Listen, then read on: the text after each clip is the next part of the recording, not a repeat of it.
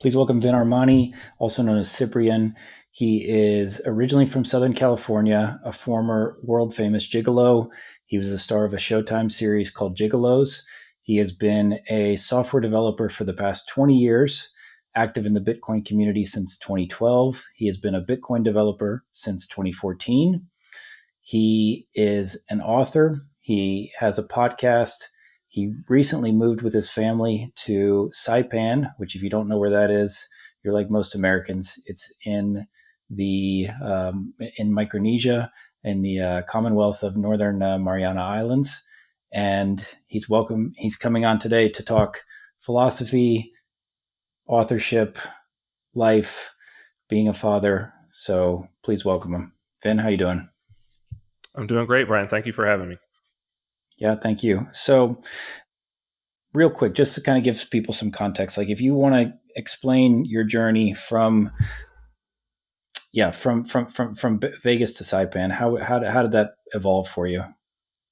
Well, as you mentioned, I was on a TV show that was filmed in Vegas, and I did that from 2010 to 2016 was the last season. So we did 6 seasons of that show, which was very unexpected going into it. I thought it was just going to be like a fun couple of months getting to film a TV show and just have that adventure and experience, and then it turned into like a thing.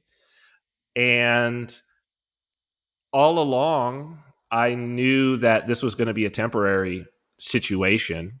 And I knew that I would be going back to my software career, basically. I assumed that that's what it would be, barring some, some other adventure and avenue opening up. So, I spared no expense in sort of silly adventures during that time entrepreneurially, right? Produced some shows and produced a feature film and some other things just to see like, oh, is this entertainment thing, what I'm going to do. Opened an art gallery in Vegas and event space, and just, was like, am I going to do this entertainment thing, or am I going to go back to software, which I love? And I met my wife there, my now wife, and we, after the show ended, I started picking back up software and was doing a little bit of a podcast. Got into, I could finally be libertarian out in the open, which I really couldn't, you really can't do in Hollywood. So I had kept Yeah. that under wraps for sure. And, when that happened, it just, I was around some very cool people and started a little Bitcoin company called Cointext. Basically plucked out some old libraries, some software libraries that I had. And then, it was really, the show was never officially canceled, but it just really looked like, well, this is not, not going to happen. And there was a trip to, I took a trip to Acapulco for the little Anarchapulco libertarian event. This is back in 2017. Bitcoin, I think that was Bitcoin getting back above 1,000 for the first time. I think that happened when I was there. This was February 2017. I remember it was pretty wild, and it was a lot devoted to cryptocurrency. It was there that I learned about New Hampshire and what was going on with the Free State Project. I had never really known. And actually, the executive director of the Free State Project sort of pulled me to the side, and he had checked out I was presenting there, and he had checked out my presentation, and he said, maybe you should come to New Hampshire and do this at PorcFest, our summertime thing. And I went and met the people and really fell in love, and cryptocurrency was just at its height. It was the perfect place. We were just getting interest from investors at that time in our company. And I was like, okay, well, maybe this is the place to go. It has had some good laws, at least at the time. So we decided to establish our company there. I had just had my first child, and so the wife and I left Vegas. Vegas is a cool place, and I think it's better now to raise kids. But given sort of what my background was, and it was really difficult at the time for me to even like go to the grocery store without people stopping me. and then having a child and kind of the lack of privacy of being a local celebrity, especially in Vegas where things can be a little shady at times. I was like, okay, this is a good move. So we went out there. I really enjoyed it and enjoyed the community there. And we got our company off the ground and then had another kid, went back to California to be around family. Why That's where I'm originally from, you know. why did you And decide to leave New go ahead. Hampshire? Was it to be around family? Yeah, I mean, we had my kids are about 3 years apart, and so we had a 3-year-old, and then we had this newborn on the way. And my mom at the time was really like, oh, maybe you should come back and be around family and have some support for your wife and all these things. And she really wanted to be around her grandchildren, of course, and so it made sense. I was able to work from anywhere, as I still am, and as many software developers are. So yeah, we went back, and it was actually really great. I'm glad we did that because my mother passed away. She passed away a couple of years ago, so she got to really spend time with both of them before she passed, and so that was wonderful. But when the pandemic hit, quote unquote, right, when that whole thing happened, that craziness happened, we were in Southern California, and it was cuckoo. People were cuckoo, the government was cuckoo, everything was super weird. I couldn't get into my office. We couldn't take the kids to the park. We couldn't go to the beach. I mean, we've already forgotten how crazy this whole thing was. And here I am with like a not even 1-year old and a 3-year old. And so I said to my wife, do we really, especially coming from New Hampshire, right? Just coming from New Hampshire, live free or die. And I was like, do we really want to do this here? This is not going to be 2 weeks to save grandma. This is going to be like years that this is going to happen. I know this is going to be years. And she said, I'll just, whatever you decide, I'll roll with you. And so I had found out that there was a little bit of an intentional community here of cryptocurrency enthusiasts and developers, actually with some people that I had known from New Hampshire that was starting up in Saipan, which I knew nothing about. And I just sort of kept my eye on it. And around April 2020, the governor here said, well, we're going to shut down flights. We're not going to lock down internally, but we're going to shut down flights. And we're going to put a quarantine on everybody coming in. But we're not going to shut down internally. You'll be able to do whatever you want to do internally. And so I said, well, I guess we're on that flight. And so we were on the last flight coming in April 2020, and we've been here ever since. And it's been a huge blessing. It's been a real. I really feel like that I was called to be here. It's a wonderful, wonderful place that I had no idea I had no idea it even existed. And had I known, I would have been here a lot earlier for sure, because it's awesome. Especially as an American, being able to live and work here with like no visa, no nothing.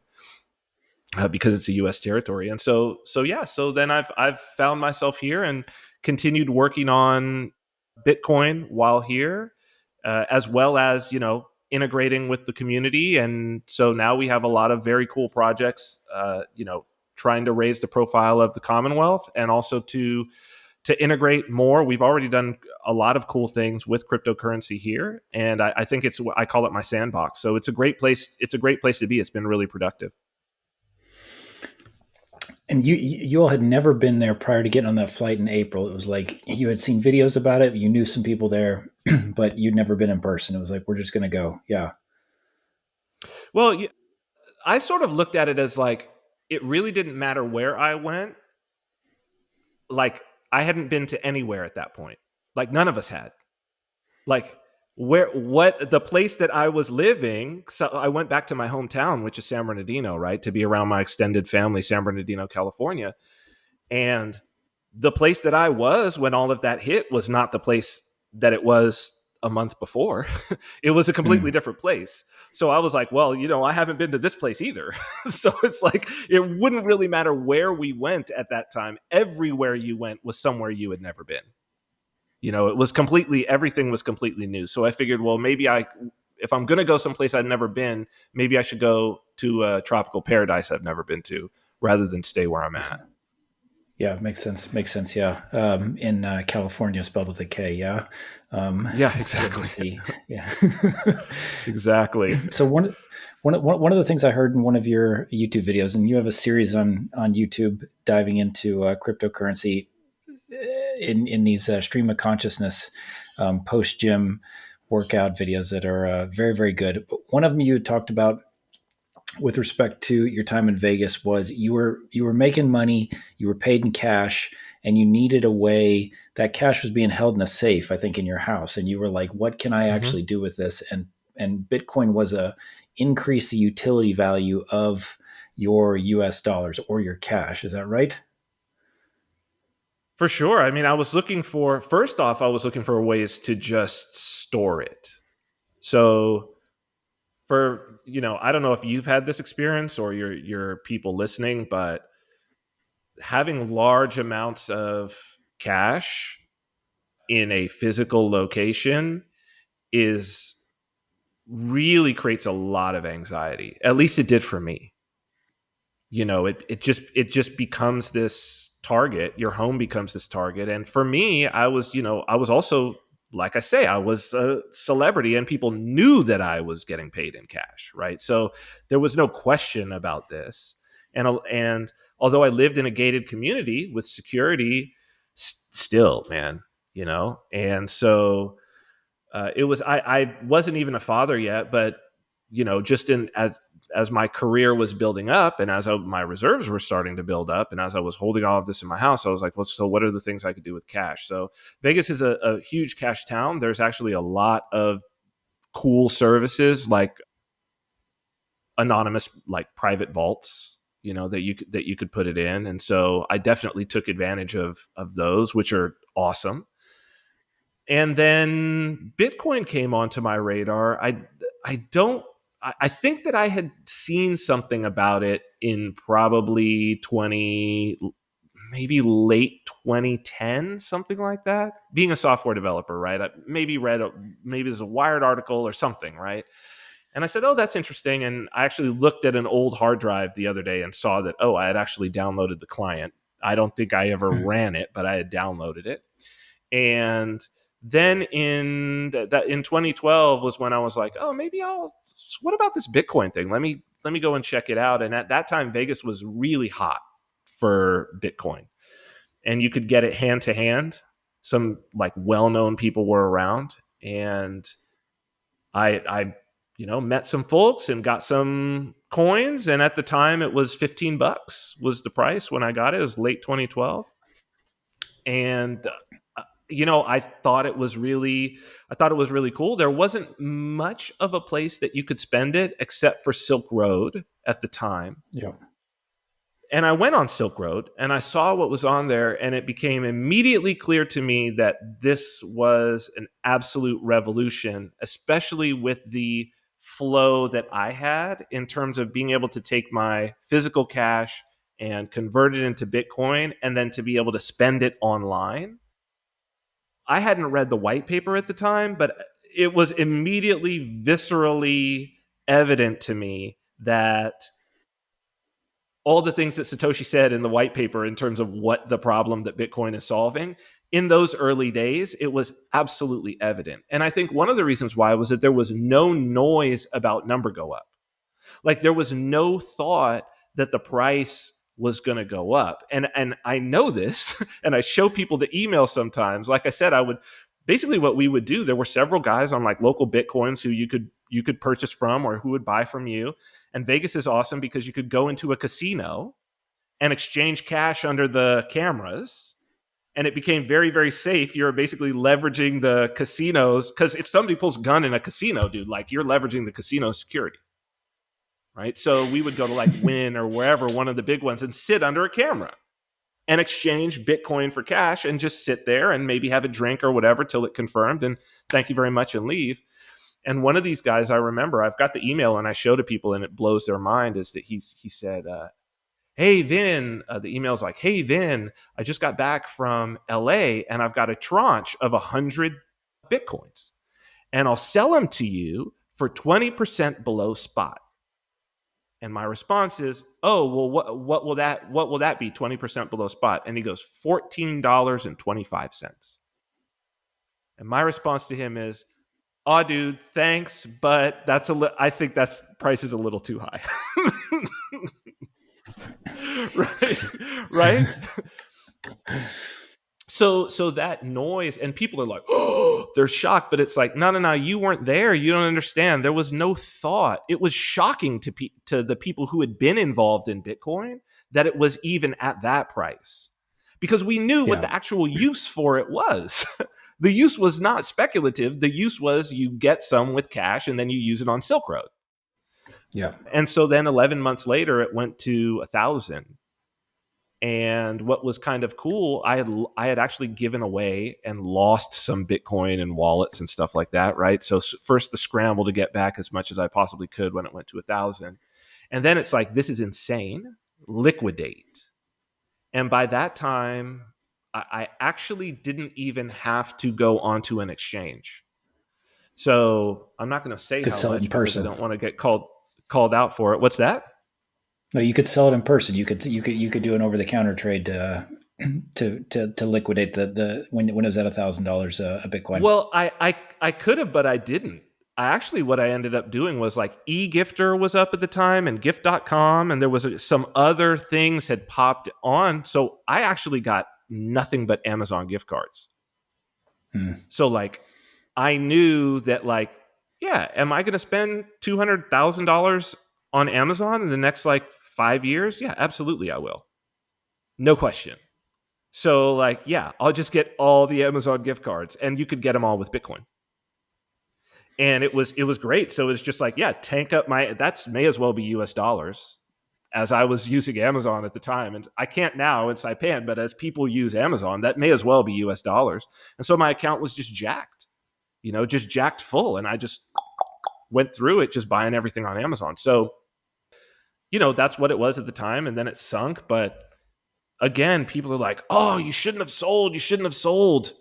I'm like, bro, 60x in 11 months. If you get 60x in 11 months and you don't sell, you're an idiot. I don't care what the asset is, especially when Yeah. that's the all-time high. You're a moron. Yeah. So Yeah. yeah, and nobody's gotten 60x in 11 months since then, and they never Yeah. will. Yeah. There was Not there on was not something you on touched Bitcoin. on. You can on shit coins, but not on Bitcoin. Yeah. Yeah. I want to get to that. I want to come back to shitcoins relative to Bitcoin, but there was also a part in the video that you talked about with with regards to Bitcoin being censorship resistant, and you did talk a little bit about gift cards and Amazon gift cards in particular. And what the way I understood what you said in the video was, namely, Bitcoin is censorship resistant because there's no intermediary who can hold the funds and keep it from being settled. And so that's something I want to visit. And then also with respect to Amazon and Amazon gift cards, you are trusting Amazon as the intermediary to Mm-hmm. hold those funds, although they're not necessarily holding the funds, but you are trusting that Amazon, at least as a marketplace, is going to exist, and you have somewhere to spend those funds when you have Mm-hmm. $200,000 worth of Amazon gift cards. Is that right? Yeah, yeah. I mean, but if you're going to trust anybody, I think if I had to bet on will Amazon be there 10 years from now, I think that's a pretty safe bet. Yeah. If Amazon is not there 10 years from now, a whole lot more has gone wrong. Like, you've got bigger problems. You know what I mean? We've all got bigger problems if Amazon isn't here 10 years from now. Yeah, but the So that's a utility of safe it. bet. Sorry, it's also the utility of it in the sense that, like, there's a plethora of items on Amazon. If Amazon was only limited to Mm-hmm. 10 items, it wouldn't have nearly the same amount of usefulness to you, or you wouldn't want an Amazon gift card. So yeah, I will link to the Mm-hmm. video in the show notes, because I thought it was a very interesting way of both understanding the value proposition, the initial value proposition of Bitcoin, and why it's censorship resistant, in the sense of it doesn't allow a credit card company, or an intermediary like YouTube who decides, or Twitter decides that they don't like what you're saying, to withhold payment from you. Mm-hmm. I think even more important than censorship resistant is permissionless.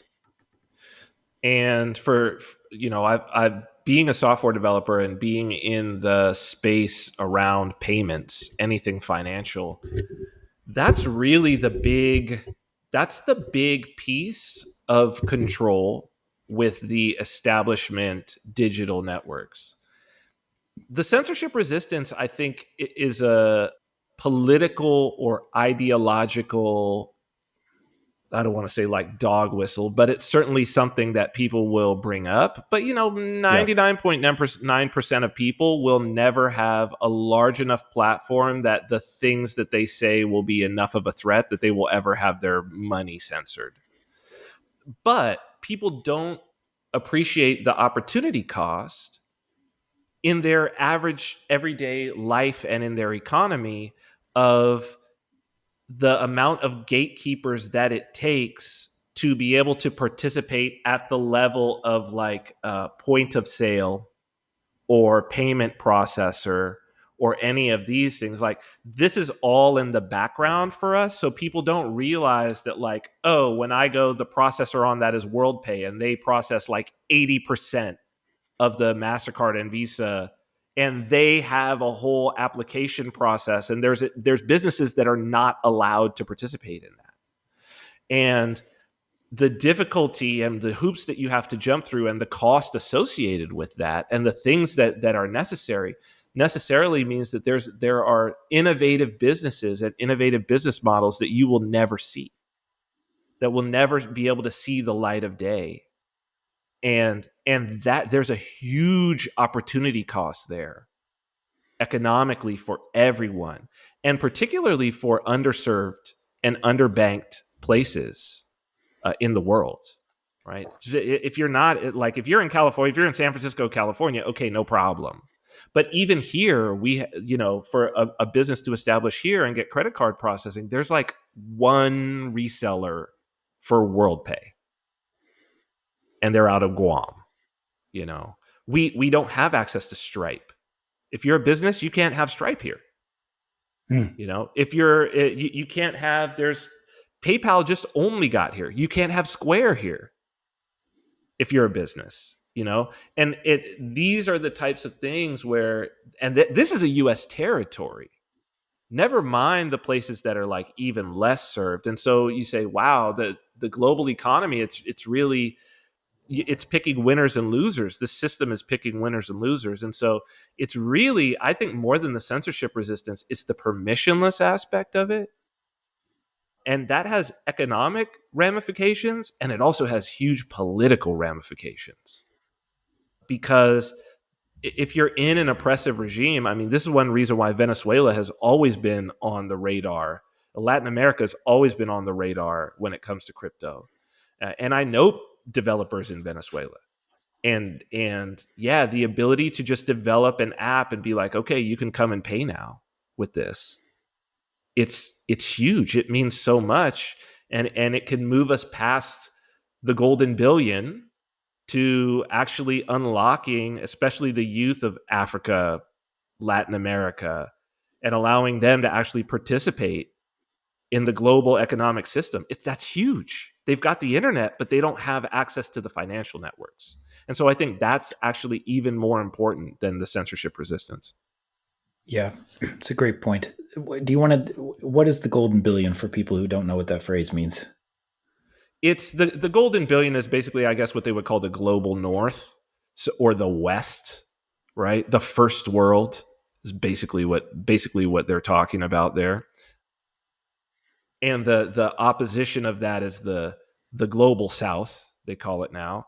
And that disparity between the golden billion and the global South, which the global South is well aware of, is the pivot point on which Russia and China, well, the BRICS countries, it's the pivot point on which that thing exists. Because if there was the ability for the people in those countries to participate in the same economic system on a level playing field with the golden billion, then there would be no friction. They would have no leverage.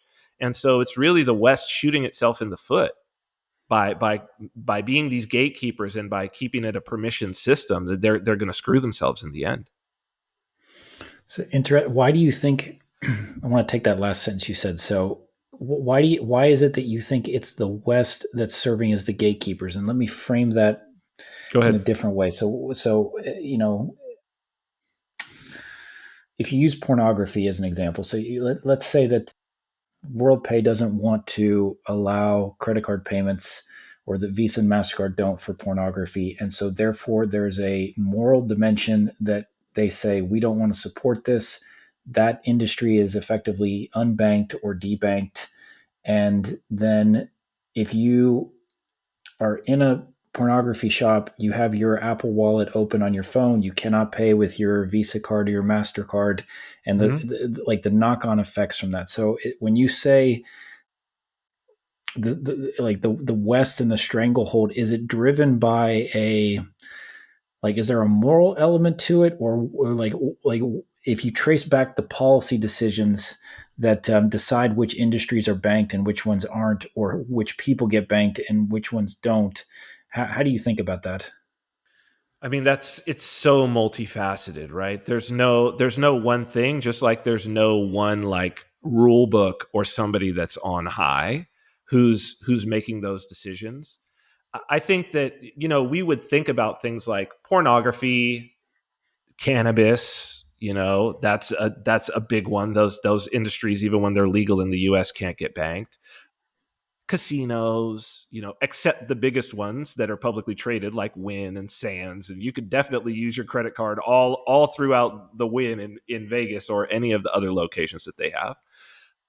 But smaller ones, perhaps we would tend to think about those, and I think many people would just say, well, that's the prerogative of the processor, that they don't really want to process that. But it's really more what they do on a regional basis of using the system as a weapon. And if you need any more, I mean, just look at the sanctions. Look at the sanctions on Russia, right? It's really all the majority of what the sanctions are is just, you just cut off Swift.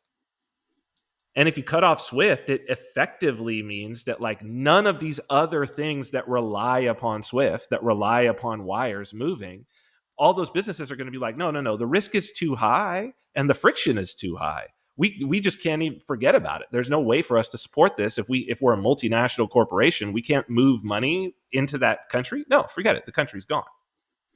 And that's a lot more dangerous, because that doesn't just happen on that's a blatant one. Like what happened with Russia is blatant, or like what happens with Iran is blatant. But the question is, like, who are you punishing with that? Like, the regime isn't punished.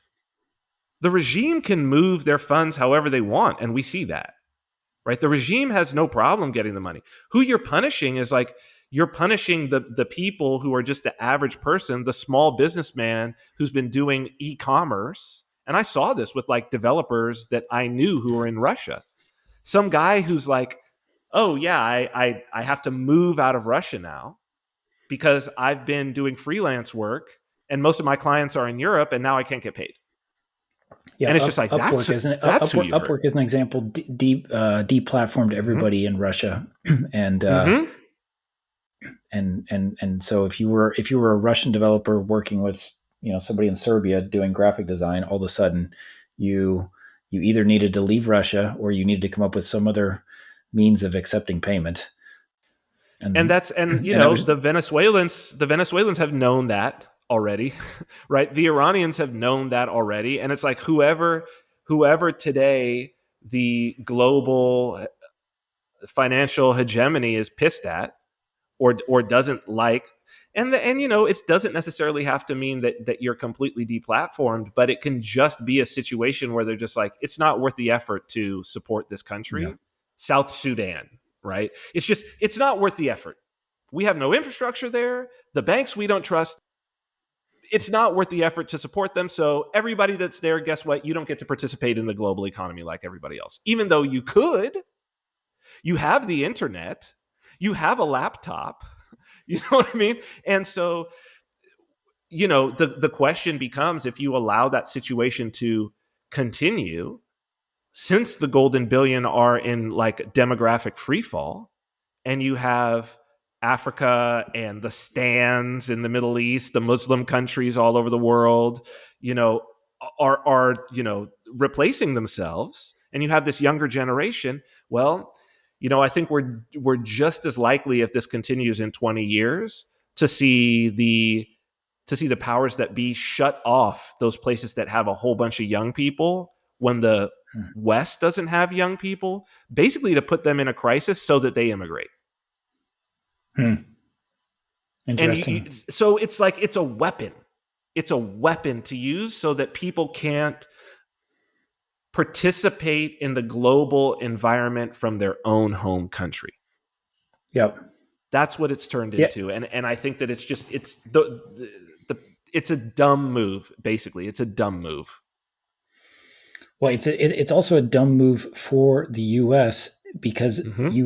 you want the utility or the acceptance of dollars to spread and be, you want it to be the global reserve currency, and you also want it to be the unit of measure that people use. Like it has a lot of utility for the United States for that to be the case. And so anything that impedes that, either in the short term or the long term, is a net negative for the US, I would say. Like it's a net negative for the dollar. And this is one of your arguments as far as why crypto actually will perpetuate the US dollar, as a, like, actually helps the US dollar, is because, number one, people talk about crypto in dollar terms. That's their unit of measure. And number two is because Tether's success in crypto, whether it's on Bitcoin or on Ethereum or other networks, has enabled people, and correct me where I'm wrong on this, but to effectively become dollarized without actually having access to Mm-hmm. dollars in their home country. Is that right? That's exactly right. And not only that, but it has, with Tether and especially I think DeFi more than anything exposed this. And it was something that I really, there's so many of these phenomena that you have to actually like see happen in order to then get the value of the wisdom out of them. I really poo-pooed DeFi in the beginning, certainly, and I still think that it's just sort of an interesting game. I think that DeFi is mostly a casino, but whether it's a casino or not, it created a situation where the dollar was being used in ways that it had never been used before. Let's put it like that. And as cash dollars were being used in ways that they had never been used before, and not some other currency. So it's like it's got the market share and the mind share. And the thing is, once you are the currency in a casino, it does, like, the casino is not going to change that currency. You've got the momentum. So even if it is a casino, at a certain point you reach a critical mass and it's like, okay, well, we just use dollars for this. Yeah. That's what we do. We compute it in dollars, we use dollars, because the interesting thing about DeFi was that you had the sort of derivative aspect of it, where people were making games on top of games on top of games on top of games with USDT and to a degree USDC but dollars, right, interchangeable with each other, as the core piece of the game. They're the World of Warcraft gold, if you will, of the game. Yeah. And so as you Yeah. It was the build the base game pair. on top of game on the base pair, it's the base pair. As you build the game on top of game on top of game, you can't remove the base pair. It's a dependency throughout the entire system. And this I that really was the catalyst for this sort of rampage that certain people in the US legislature, along with the bankers, are going on about stablecoins. They're not scared of Bitcoin at all, and they've said that. Like, they're terrified of stablecoins, terrified. Which again seems so But short sighted because Tether's been a net benefit for the dollar. huge, huge. Well, this is why it's the end of the empire, because we got nothing but dummies, nothing but dummies. I've been going back through and reading Ben Franklin. So there's this great paper that he wrote. I guess it's a pamphlet on the nature and necessity of paper money. So a lot of people don't know that like Ben Franklin was the guy, the innovator of paper money. And even the continental dollar is one of the most misunderstood thing. I mean, it's how the US funded. They figured out a way to have currency innovation and to fund the American Revolution. People think that it inflated to a point where people were walking in with wheelbarrows and stuff like that, like the Reichsmark and all of that. It didn't. That's not actually what happened. I won't go into the whole story, but it's just basically that they had created maturity dates. It could be redeemed for silver dollars, but there were different. They issued them with differing maturity dates, so people had to pay attention to like, oh, is this one that I could actually take and get a Spanish silver dollar now, or can I only get it like 5 years from now? And will we have won the war or lost the war? That was the interesting thing that they did, to where it's like, by accepting this, and Franklin said this after the war, he wrote another essay on it where he said, yeah, that was the tax. That was people betting that they would win the war. And so, and getting if invested, you're, they had a vested interest in the that's U.S. it. winning the war. Then, right? Yeah, That's it. And so, or but the if you were colonies a at that point. merchant, just on Yeah. the street, if you were a merchant, obviously, if I come in to buy something and I'm using a currency that the merchant can exchange now for silver dollars, the price will be less for me than if you come in with one that is maturity 5 years from now. And so that's been the narrative that has come up, was like, oh, it inflated and people had to bring in wheelbarrows. Yeah, of the one that was like, if they were losing, if there was battles that had been lost and you had a whole bunch that matured 5 years from now, it's inflated beyond belief. Right. But if you have one that is already matured that I can take down, no inflation. And so, you had some Gresham's law aspects in there. Super fascinating. But I'm just like, and this is for me, what's been frustrating is we're the country that like our founding fathers, the guy on the $100 bill, but not just him, the entire Congress understood the power of innovating with money. And that has carried us through, to this time. It's why the US dollar became what it became, and now we've got a bunch of morons that it's like, squandering the opportunity, squandering it's the just lead. it's all lost, squandering everything, and completely ignorant of the history, completely ignorant of it, or actively trying to loot the treasury before everything crumbles. And it's hard to know who is who.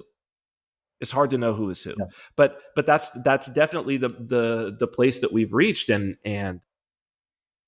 it's really sad, actually, because the US dollar is an incredible, it's the greatest currency that has ever been, and perhaps the greatest currency that ever will be, honestly, in terms of its trajectory. And it's a huge misunderstood advantage for the U.S. It's one of these that it cuts across political lines. However you see the state, however you see your relationship to the state, you should be pro-dollar in the sense of, if you're an American. Yes. Yeah. And I think that's one of your points in your counter markets essay in March, which was there's kind of three camps of people in terms of how they view the dollar. Do you want to talk about those three camps? Yeah, I mean, so these are fundamentally the three camps of people who want to see the dollar go away, right? And it's unfortunate because I think at least two of those camps are useful idiots for the third. So I'll start with the two useful idiots and then move to the third. So the first one is the group that wants to do a CBDC, a central bank digital currency of the dollar, which is basically the end of the dollar. Like, you should know that. Like, it's the end. Trust is out the window. There's the US dollar is so trusted. People don't understand how trusted the US dollar is. I think it's 60% of all paper US currency is not within the borders of the United States, and 80% of the $100 bills, the paper $100 bills, are not within the border of the United States, which is insane if you know anything about why the faces are on the currency. and always have been, like the face of the sovereign, is because it basically says if you muck around with this and you don't do what you're supposed to do with this is the guy who's going to kill you. That's Yeah. what that says. But if it's outside of the borders, it's like, whoa, it's so trusted that you don't even need to have the sword of the king. It's become that trusted, and like no currency, the Spanish silver dollar to a certain degree, the peso, right? Like to a degree, but still like not on the level of US dollars for sure. So that's the first group is the CBDC group. The second group is like gold bugs and Bitcoiners. And this is Well, a Bitcoin weird kind of maximalists. Bitcoin maximalists. Yeah. This is a weird kind of culty, really not well examined situation where and I don't even know how this has really come into play. I mean, I see it, but it's always very underpants gnome style when you like look into it, that there's all of these missing pieces. You know what I mean? And it's like, oh, we should have a precious metals backed currency or a Bitcoin backed currency, and like that will somehow be better because it won't inflate. It's like, well, look, we had metals backed currencies. Like the paper notes, I mean, the continental dollar was one. You know what I mean? Like we've had them. So then you're like, but wait a minute, why do we not have them anymore? And why do we have, like, since not having them, why has global trade and the standard of living for literally everyone on earth increased? I mean, there are people living in the poorest people in the United States live better than the kings of medieval Europe. Yeah. They live better than Thomas Jefferson. And it's like, Well, well, they have indoor plumbing and they have electricity, which already puts them ahead of somebody like Jefferson right away. You there's know. homeless people with cell phones and internet. Yeah. There's fat homeless people. There's fat Yeah. homeless people. Okay? Like that, boom, done. And it's like, well, we haven't had metals backed currencies. We've had this other type of currency, and that's what it produced. And so it's like, well, what was the point of the currency in the first place? And it's like, go read On the Nature and Necessity of Paper Money by Benjamin Franklin. And he'll tell you, Mm. because that was written when Pennsylvania they didn't have enough metal currency to go around, and that's what he's talking about. Right? And it's not backed by metal. He was actually Pennsylvania issued it, and they actually backed it by land, by mortgages. This happened. Like, this actually happened. It's part of the story of America, and nobody knows it. And the guy on the $100 bill is the one who innovated it. And so these guys are like, they're just ignorant. They want it. They think that moving, it's like, well, guys, why don't you just go back to Model Ts then? Why are you driving a Tesla? I think some of them want fiscal discipline, and they see it as a means of enforcing fiscal discipline.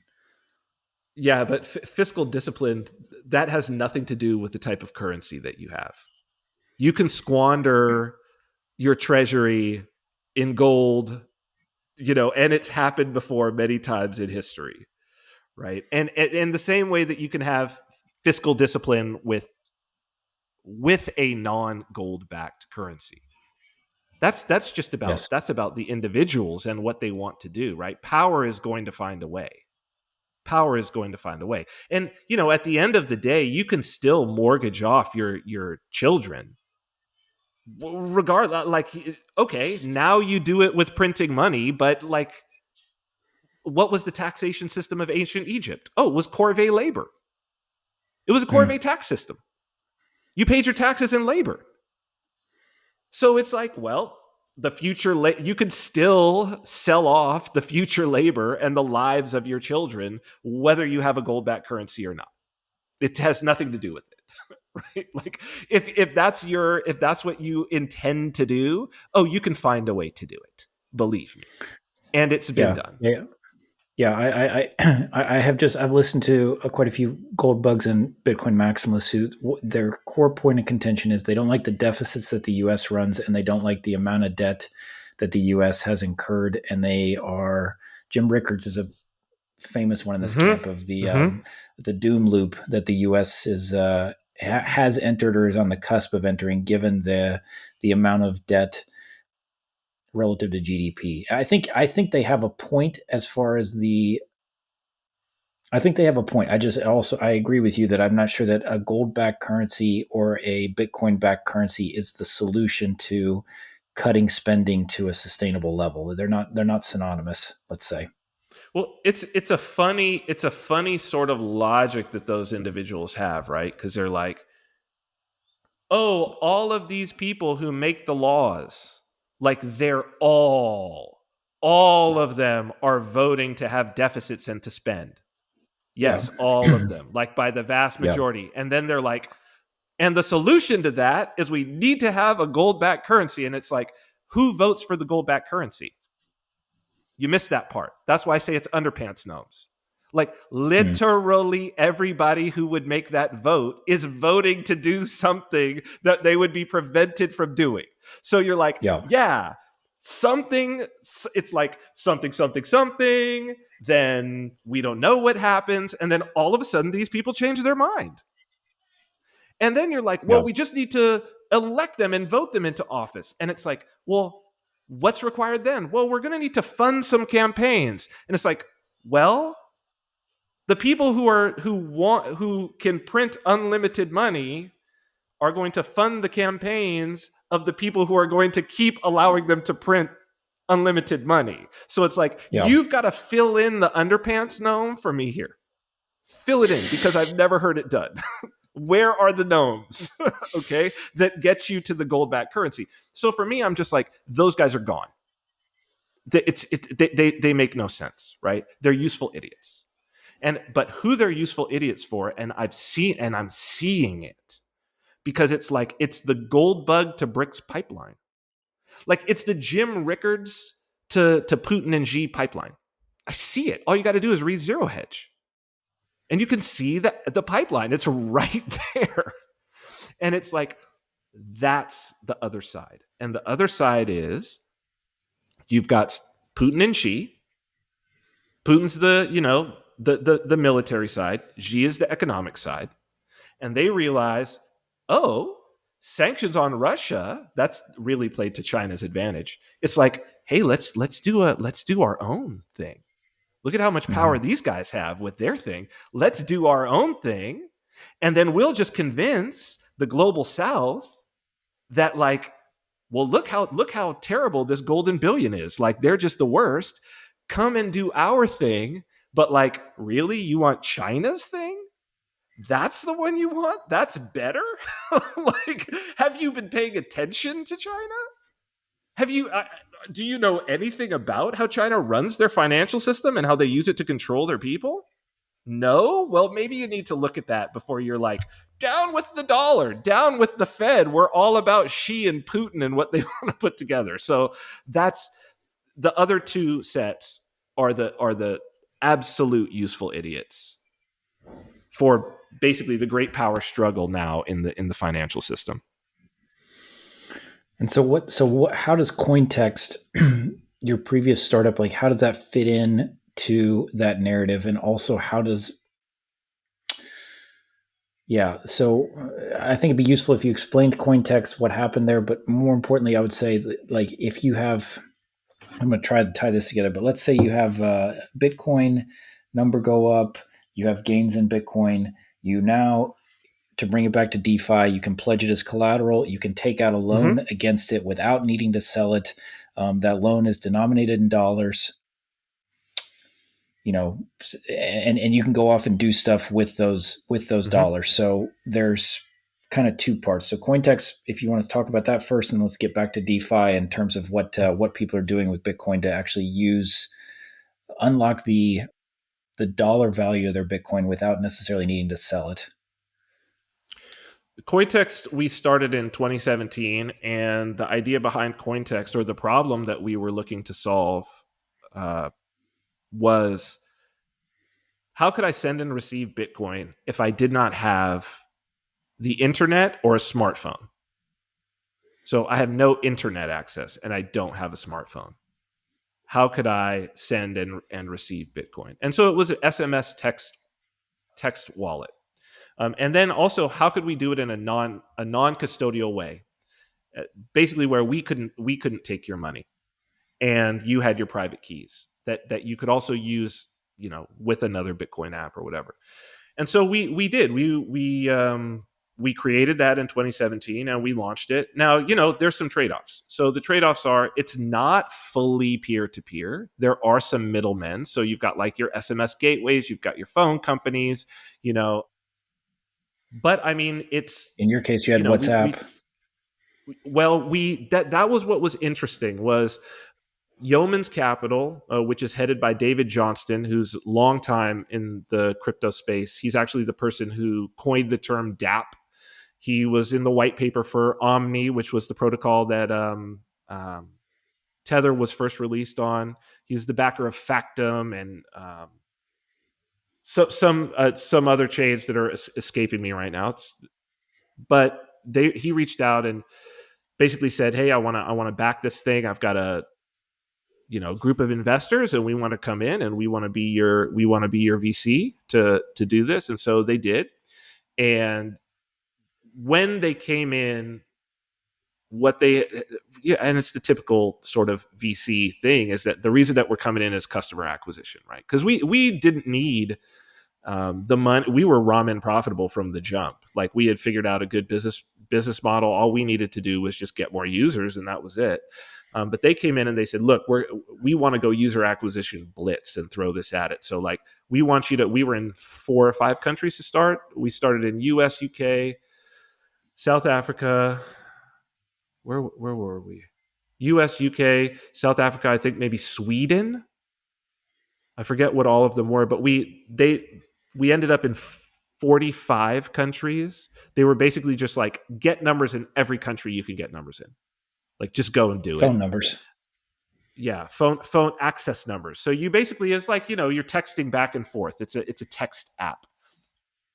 But it was pretty awesome because it was the first time people were using their old Nokia flip phones. Grandmas and stuff were, sending cryptocurrency. And the other cool thing about it was that you could send to a phone number.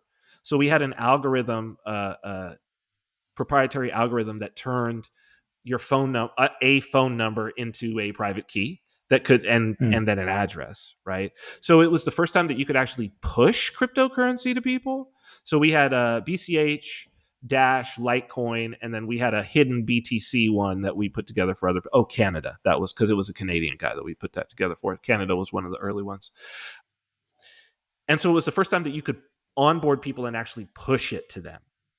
So it was like, without them have necessarily you ever knowing that you were going to send them currency or send them crypto, or just standing next to them, right? Like, hey, let me send you some Bitcoin. No downloading a wallet, no nothing. And so that was groundbreaking. Like, for a lot of people who are real enthusiasts, they were like, whoa, this is crazy. And we got a lot of buy-in and a lot of goodwill very early on. But the goal for Yeomans the whole time was WhatsApp. 1.5 billion users at the time. And basically we pushed that and pushed that and pushed that. And we developed our connects within the people in the SMS gateway world. And we're one of the first people, when WhatsApp Business was released, actually, we were reached out to by our gateway, and they said, "Hey, do you want to be like one of our first apps to go on this thing? You guys are awesome. Like, we think that this is cool. We love your project." And so, yeah, we put everything together. There was a huge vetting process and a whole bunch of agreements that we had to go into with Facebook at the time, now Meta, and some fees that had to be paid. And like, all that was done. And we were literally we went into beta and started testing in all these countries, man. And it was crazy. Like, I brought up South Sudan earlier. That was one of the ones where we were like, holy crap. Like, these guys are in South Sudan using this. Like, they don't even have internet where they're at, and they're in the middle of nowhere, and they're using this. And we were like, yo, this is crazy. Yeah, they're sending electronic cash back and forth. It was crazy. It was crazy. And And we had a whole bunch of other things. We had already, made partnerships, and there was stuff out there of people paying for things at point of sales with AnyPay, this company AnyPay in New Hampshire, and sending remittances. There's a video that's out there of a guy in Germany and a guy in Ghana, and there's a remittance guy, and they're sending remittances via text and then cashing it out to cash. And it's just crazy, the things that we were doing, and we were like, this is going to be amazing. And we're 6 days away, and we got a call, and they were like, guys, we are so sorry. We are totally bummed about this. We just got a call from Facebook. No financial apps are allowed on WhatsApp. WhatsApp business, they were like, we had to shut down a bank that we had brought on. We had to do all this. We shut it all down. We're like, what's going on? And that because they were about to release Libra. Remember their failed stablecoin where they brought everybody in front of Congress and they got lambasted by Maxine Waters and all them. So it was because they were about to release Libra that they were like, nope, we're going to have the monopoly. We're going to have the monopoly. And so in some ways, again, that was in many ways, that was like God just coming down and being like, I'm going to shut this off before you guys have 10 million users. And then Facebook comes along and shuts it down. And then what do you do? Like talk about like a life destroying kind of event. You know what I mean? Like all these people's funds locked up. How did they get it out? All of this because of the way that we had built it. And so that really opened up for me, just like really moving in a way where there's no gatekeepers. And yeah, so I think the second part was about USDT, right? And Yeah. the second part of your And question, hit me with the question again so that I can line it up after yeah, talking about well, Cointext. I want to finish on Cointext, and I will bring Yeah, back up the please. second part of the question. But so with the if you fast forward now to where we are, Libra has never launched, or if it did Mm-hmm. launch, it was a stillbirth and is now Mm-hmm. tabled. And WhatsApp has continued to grow in terms of market share. WhatsApp business has Oh yeah. continued to expand. Still, nobody has done this. Is that right? They still are not allowing financial service Mm-hmm. apps into WhatsApp business, and also there's no money transmission Mm-mm. mechanism or electronic cash transmission mechanism inside of WhatsApp. Is that correct? As far as I know, but I do have to say, I do want to say this, that I don't think that so we sold off the assets of Cointext 2 years ago, I believe it was. I would not do if I was looking at doing something, a project now, Cointext would not be something that I would do. Hmm. We probably were just on the end in 2017 when we brought it to market. We probably were just on the very end of where, there was a large enough addressable market that didn't really have fast internet and didn't really have smartphones. And I think that now, even in the developing world, that's not the case. And part of the reason actually is WhatsApp, because it's become like the communications tool of the developing world by far, and it requires mobile internet. So if you've got Yeah. mobile internet, but then that but I means think that that's you key. can do the Sorry. I other think thing. that's Go ahead, I think please. that's key right there. Like with WhatsApp, a lot of people don't understand that, which is WhatsApp, when you send a text, is on data. It's not a text in the Mm-hmm. normal sense of how you think about it. Mm-hmm. And so that's why, I'm in South Africa as you and I speak. There's people that they just need to get their phone onto Wi-Fi, or they just need to pay Mm-hmm. strictly for data. They don't need minutes. They don't need to make calls. Mm-hmm. They just need to get data so that they can use WhatsApp. And it's one of these things that it's also why WhatsApp was so successful, because the carriers at the outset were charging quite a bit more Mm-hmm. for minutes and and for text messaging than they were for data. So That's right. go ahead. Sorry. Yeah. That's I mean, and so the thing is, if you have data, then like why are we sending texts?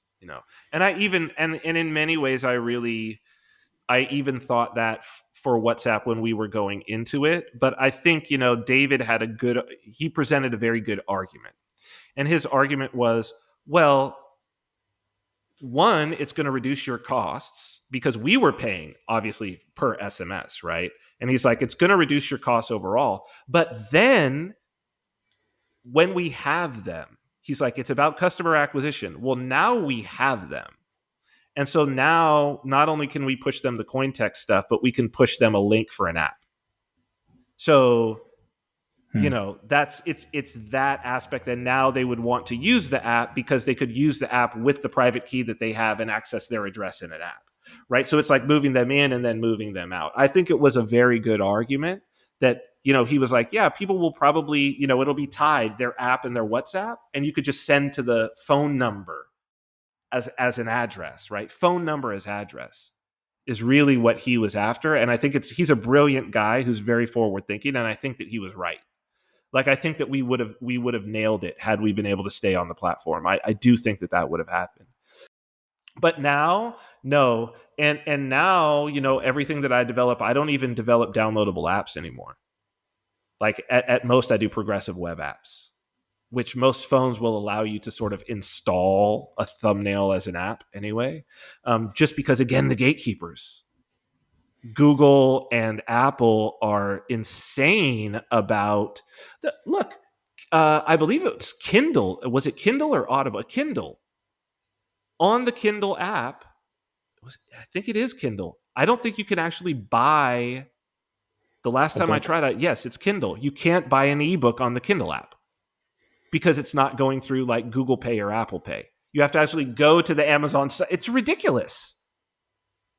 It's ridiculous. And the reason why is the gatekeepers. Yeah, So I think we it's have the important. web, we have progressive web apps, Sorry, I was going to say, like, for people who don't know what a progressive web app is, it's an app-like experience, but it runs in your browser, and you have a thumbnail or an icon on your home screen or on your app, on your phone, where you can launch it, and it gives you an app-like experience, but you don't have to go through the approval process of Mm-hmm. the App Store or Google Play to get to get distribution. Is that right?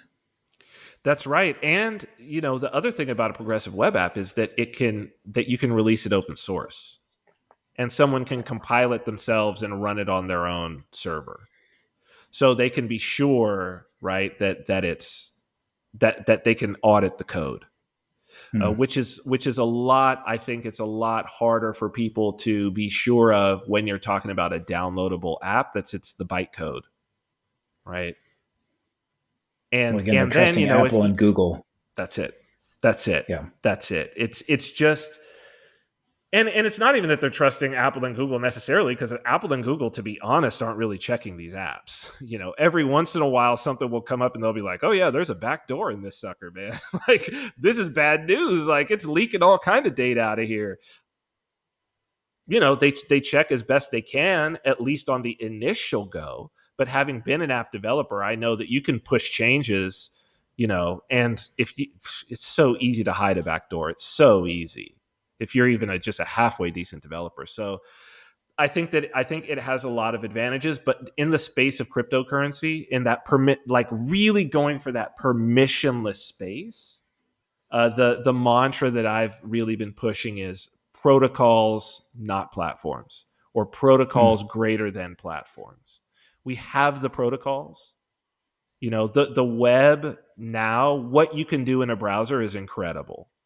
And the whole Web3 movement, and again, DeFi and dApps, like, it's shown that, like, wow, we can do some very advanced things inside of a browser. So why do anything except the browser? I really think that that's where it's going anyway. The capabilities are only increasing, what your browser can do, and the HTML standard keeps getting better. So, and JavaScript is like, it's the language, man.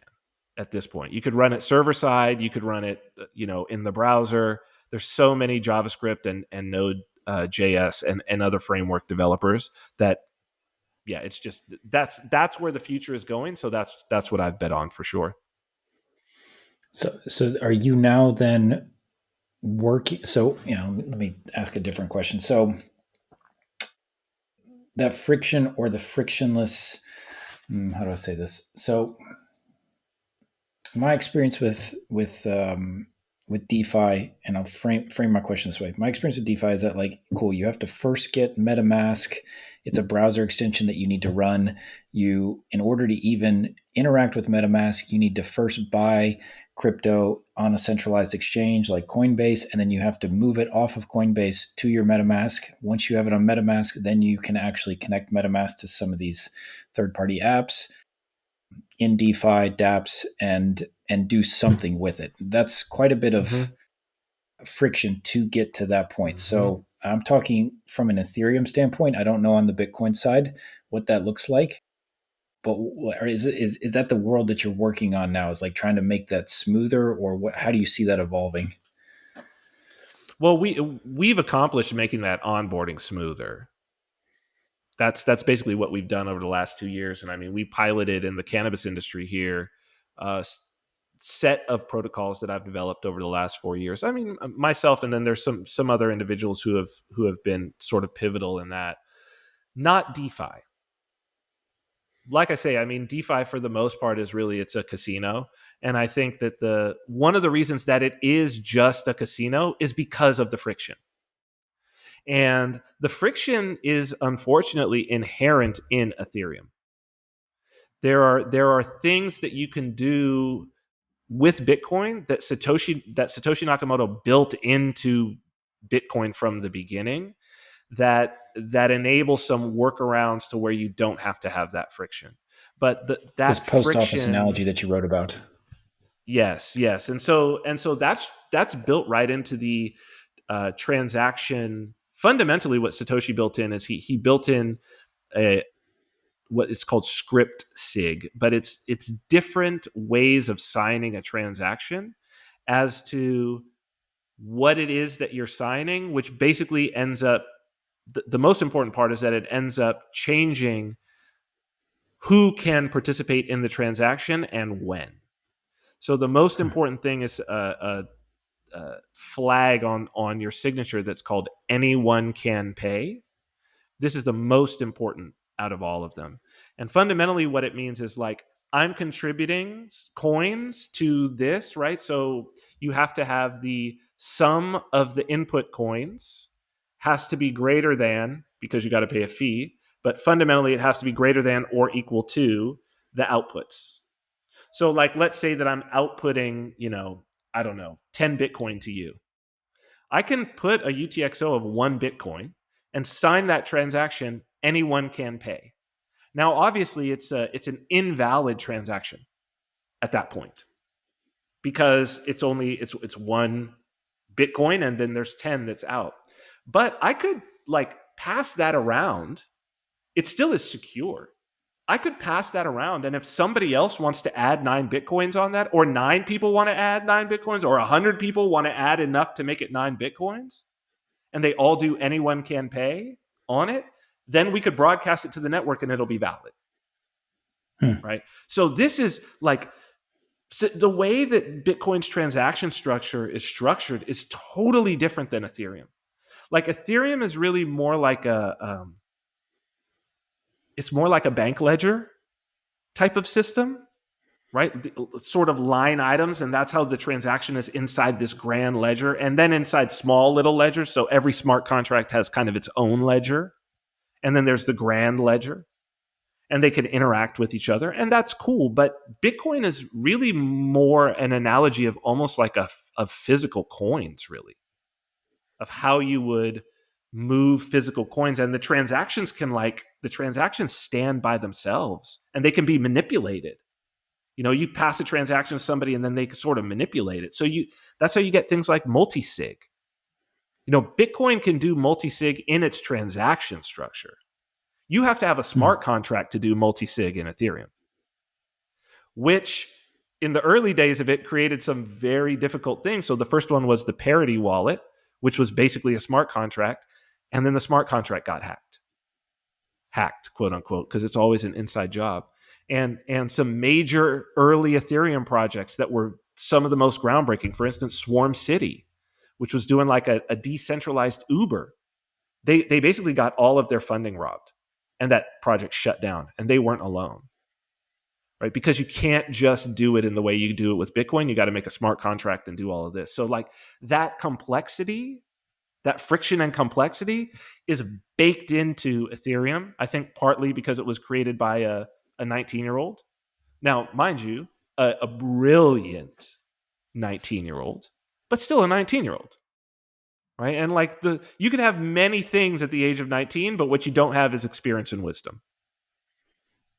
And so what you get is that's what you get. That's what Ethereum is. Whereas, Bitcoin clearly, I've made the case that Satoshi Nakamoto was quite clearly Hal Finney. But whether it was Hal Finney or not, whoever created Bitcoin, whoever was Satoshi Nakamoto, was a seasoned veteran. Absolutely seasoned veteran. And the reason I say that is because Hal Finney 4 years earlier had created reusable proof of work, a project called, shortened to RPow, that was basically Bitcoin, but he hadn't figured out how to like decentralize it. It was Bitcoin with a centralized mint. And so it's like, well, if one of the greatest cryptographers of all time, right, worked for PGP for many years, is the one who developed Web of Trust, was the second person to work on Bitcoin, contributed a lot of the early code if he wasn't Satoshi. If that person can only do it centralized and then somebody comes along and does it decentralized, well, that person is clearly, this is a seasoned veteran. This is not some just random person. And so there's a lot of that in Bitcoin. But I mean, in terms of the casino, yeah, you can't do smart contracts like that in Bitcoin, but it's not really meant to. You could still do all of those functions, but they would be, this person would do this entity would do this entity would do this. You could secure it with cryptography and all of that. It doesn't have to be on chain. So yeah, I'm getting into the weeds now. I'm like geeking out, right? Because I love to talk about the geek out stuff. But needless to say, the friction will never go away in Ethereum. Never. It can't be coded out. There's nothing that you could do. It's just the structure, and which means also any EVM chain, which are the most popular. Yep. And so it's just that the reason why they keep building is because there's a critical mass of people who have gone through the process that you've gone through. They've downloaded MetaMask. They want to go and gamble. They've gone to the exchange. They filled it up. They've gone, and now they want to play on all these different things, all these different financial instruments, and and try to fill their bag. So it's the shitcoin casino of DeFi, basically. Yeah, I mean it's as a DeFi user and as somebody who has participated in this casino, as you said, the frustrating part, generally speaking, is when I walk into a coffee shop and I pay with Apple Wallet and it happens sub 2 seconds and I'm able to walk out with my coffee. And then you look at something like Ethereum with, just the transaction costs, the time, not only the user experience, but just as a settlement layer or as a, the transfer of value, how long that takes. It seems that the sizzle and the steak do not match, right? There's quite a bit of promise and not. It doesn't deliver, let's say that, and then so you wind up with this. Yeah, it on paper, like you understand. Okay, cool. You can be your own bank. You can opt out of the financial system. TradFi to whatever degree, and then you really can't without. And I'm friends with Joel in New Hampshire, who's tried to Joel Valenzuela, who has done a lot of work around actually trying to just live on crypto, and he's big on Dash. But it's. Yeah, I think if you use a lot of this stuff, you kind of go, it's very innovative inside of its ecosystem, but for the average user, it's just a nightmare. Like it just doesn't. They're just not going to get it. It's like gears off. Or serious technological innovations off. I don't know if it's a time frame, but like there's like, and so I'd be curious to know what it is you're actually working on when it comes to, because I know you're a Bitcoin wallet developer. You were doing wallet development for Bitcoin.com. So, yes, all of the things that you've said are all the realizations that many of us came to. Or I also know Joel. Obviously, I was there in New Hampshire, right? So how could I not? He was one of the reasons why we included Dash in Cointext, right? Was him. Cool guy. I haven't talked to him in a while, but I probably should just reach out and say what's up. What we and when I say we, there's a I don't know, group of developers, not too big, who all moved to Bitcoin Cash. Well, let's just say there's two things, right? There's two very important things: friction and fees. And fees is kind of friction too. You know, the title of the Bitcoin white paper is Bitcoin, a peer-to-peer electronic cash system. And those of us who want it to be cash and who had that revelation early on with, the Silk Road revelation that I talked about earlier, if you want to spend it and you want to live on it, like Joel said, and you want there to be adoption, we've had negative adoption, right?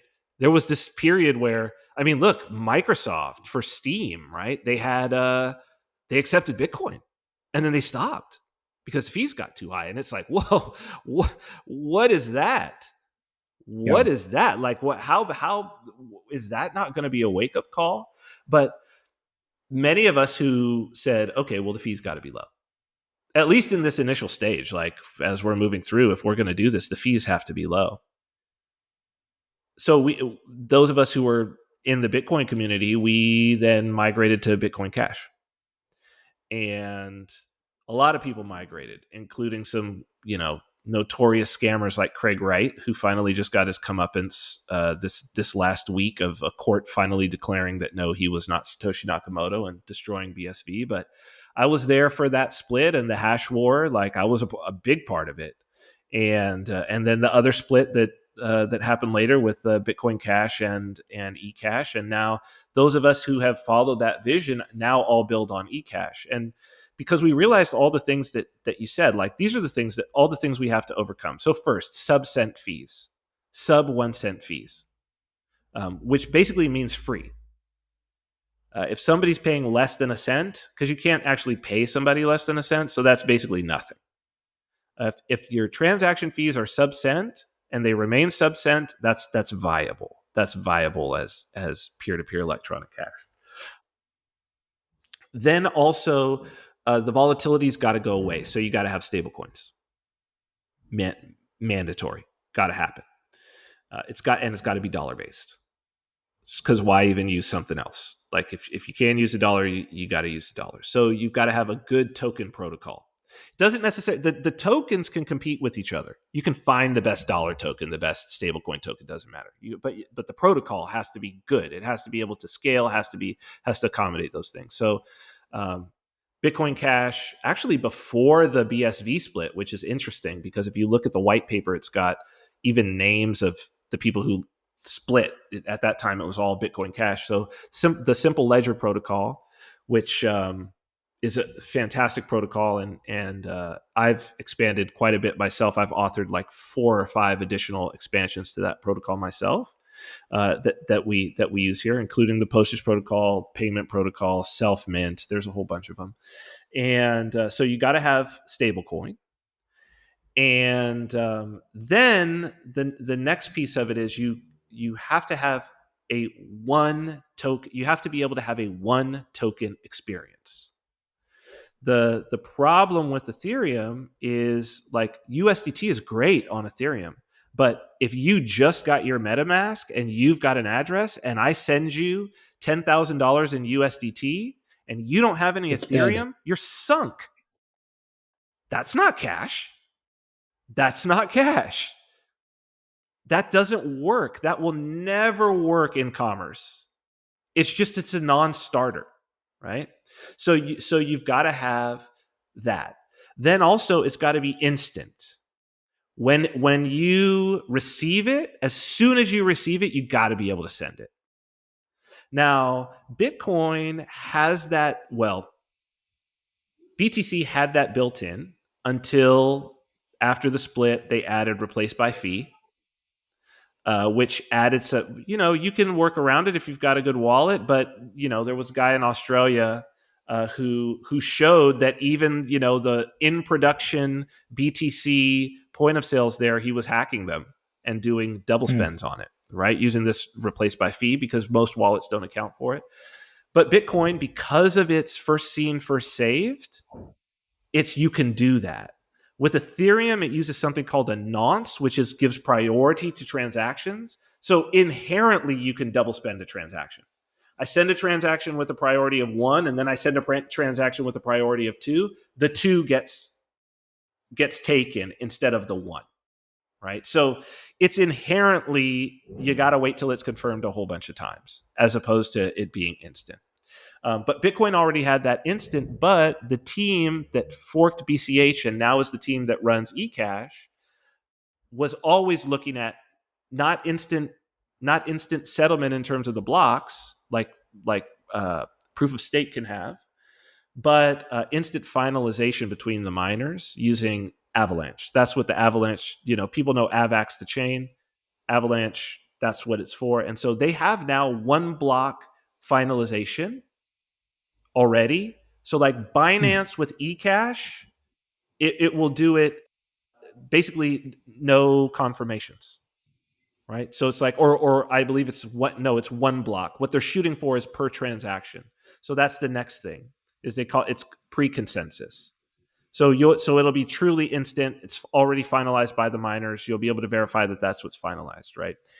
But still, the first seen rule, what we call a unconfirmed, that's still zero confirmation. That still has worked, and it works on all of our systems. And so what we built here with the protocols that I have and what we've been running on the cannabis, in the cannabis industry here, is a 1 token wallet that's faster than Apple Pay, and it What's it uses a called? stablecoin. So Cash Tab is the wallet, but the token is Bucks. I can actually, after we're done, you can fire up a wallet and I'll send you some tokens over, and then you could send it back to me and see. And when anybody who sees it is like, "Oh crap, this is it," and They you're get able it. to Yeah. pay the fee with the token, or at least that's what the user experience feels like using this post office protocol that uses the anyone can pay. Right. So basically, you say, "Okay, I'm going to write in an additional output that's going to this post office. Anyone can pay. I don't have enough. I don't have enough Satoshis to pay for this thing, but I've written in a payment in there. And then I send it to the post office. And if the post office wants the payment, they just pay in the native token, but they get their payment in the stable coin." And so what's Hmm. interesting is that it actually gives you, it's crazy because my post office charges 10x the cost of the Satoshis that I'm including. So at scale, it's a way to sell your Bitcoins at 10x the market price in exchange for stable coins. In It's a in money in in machine, in basically. in small yeah, in small denominations, let's say. That's right. But That's right. in That's right. aggregate, it would be a lot. Yeah. Yeah. Right. So if somebody's paying And one how? cent for, they're paying 1 cent for their transaction fee, and they're like, "That I'm stoked. I'm paying 1 cent for my," or they're paying half a cent, right? But the Satoshis that they're paying for is like, 1/10 of that. So in cost. So it's like these sorts of things, people haven't realized that they could do them yet, but we've got them in the wild. And now we're taking the next steps, because the next piece of friction is government. That's the next friction on all of this, is government and the banks, basically. And with Bucks in this wallet, it's geared towards the cannabis industry. It's geared towards people. Like if No, you have a no, no, no, cannabis shop in California, no, okay, no, no. You could use it's it for for anything. general usage. Yeah, okay, Yeah, you could use it. got You it. could use it for anything. But the question is like, well, why would a place adopt this? And we also have like basically like an instant onboarding. So you can onboard with credit card pretty much instantly. So the user feels like they're paying with credit cards. So you get this, you solve the onboarding thing. They just feel like they're paying with credit card, but it immediately does a self mint, sends it over, and it's regulatorily exempt, which is crazy, right? So it Under the uses an money transmitter exemption that license. FinCEN is given. Yeah, but Yeah. there's an explicit exemptions, right? So we built it around that. So it's like these are all the learnings over all of this time that and just nobody has even taken the time, unfortunately, to do that, because there's this Jeffrey Hammerbacher. He was the one who created the data model for, he was the lead data scientist in the early days of Facebook. He basically, their data architecture is his. Brilliant guy. He then went on to found Cloudera. You probably know him, but he had this quote. I think it was in Forbes. They interviewed him, and it was like, I forget what year it was, probably 2018 or so, 2008 or 9, something like that. And he said, the greatest minds of my generation are all focused on getting people to click ads, and that Yeah. sucks. Yeah. I have That seen was this his quote. quote, Yeah. Yeah. Yeah. right? Yeah. And it's like, I feel the same way about crypto. Like, the greatest minds of my generation are all focused on how to make the next casino game in the shitcoin casino, and that sucks. Yeah. Yeah. Yeah. Yeah. Yeah. I agree with you. I mean, I got into Bitcoin in 2013, and the ethos and the philosophy and the like, that was what was so interesting with it. And then it seems that a lot of that energy, that initial energy, that kind of libertarian energy, for lack of a better way to put it. And it's also in response to the '08 financial crisis. Like when you read the white paper, or Sure. you read like the genesis story of where Bitcoin came from, it was like, if you felt if you felt like that, this too big to fail, this bank bailout, this sort of financial system was corrupt, like Bitcoin was an outlet. And a lot of that energy seems to have dissipated, and now it's become like a purely speculative asset. And I don't even call it Mm-hmm. an asset, because like it's just like a purely speculative bet for a lot of people, right? Mm-hmm. And uh and maybe the saving grace in all this, at least what I hope, is that the early Bitcoiners make so much money that they are able to then create these kind of intentional communities, or create the stuff that, like, it gives them the financial wherewithal to actually take bigger swings at these challenges. Because I think that the founding ethos kind of got diluted. I don't know if you would agree with that. No, I would definitely agree with it, but I think it's natural. It's natural when there's that much, and I know it. I know it's natural because I was there, and I'm a developer, Yeah. and I had to choose what to spend my time doing. And there was pressure even from my partners and people that I knew to be like, dude, why don't we just, ICOs came around. Why are we not doing an ICO? We should be releasing a token. Like, we could do it in our sleep. And it was just that I was like, I won't be able to Feel sleep at good night about it. because it's a scam. like like Yeah. there's even there's no way that we can frame. I know what's going to happen. Like, I know what's going to happen. Like, everybody's going to lose their money except for us. There's not a question about this. I mean, we could have the highest hopes and like the best of intentions, but like in the back of my mind, I know what's going to happen to this Yeah. thing. And so it takes a lot to leave that money on the table, especially when the community of people around you are so hype about nothing except greed. And Mm. I think the only thing that kept me going was that I was just, such a hardcore anarchist libertarian. And that was it. I was just way too hardcore and had a chip on my shoulder about the state. Like, now I don't. Now that has flipped in a big way. That and I mean, my last book, Render Unto Caesar, a lot of that was Great title. the spiritual aspect of this. And it's also at the same time, like, half of it I wrote coming to these revelations, and the other half I wrote like as I was a catechumen becoming Orthodox. And I think I'd like published it like right before I was baptized, basically, or maybe Mm. right after.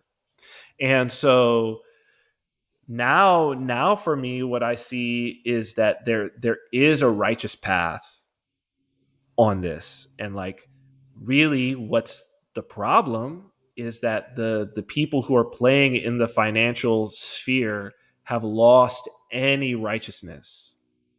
And that was not always the case. Mm. I mean, I think it's been building for a long time, but money in and of itself is not, I mean, even in the gospel, like money in and of itself is not a problem.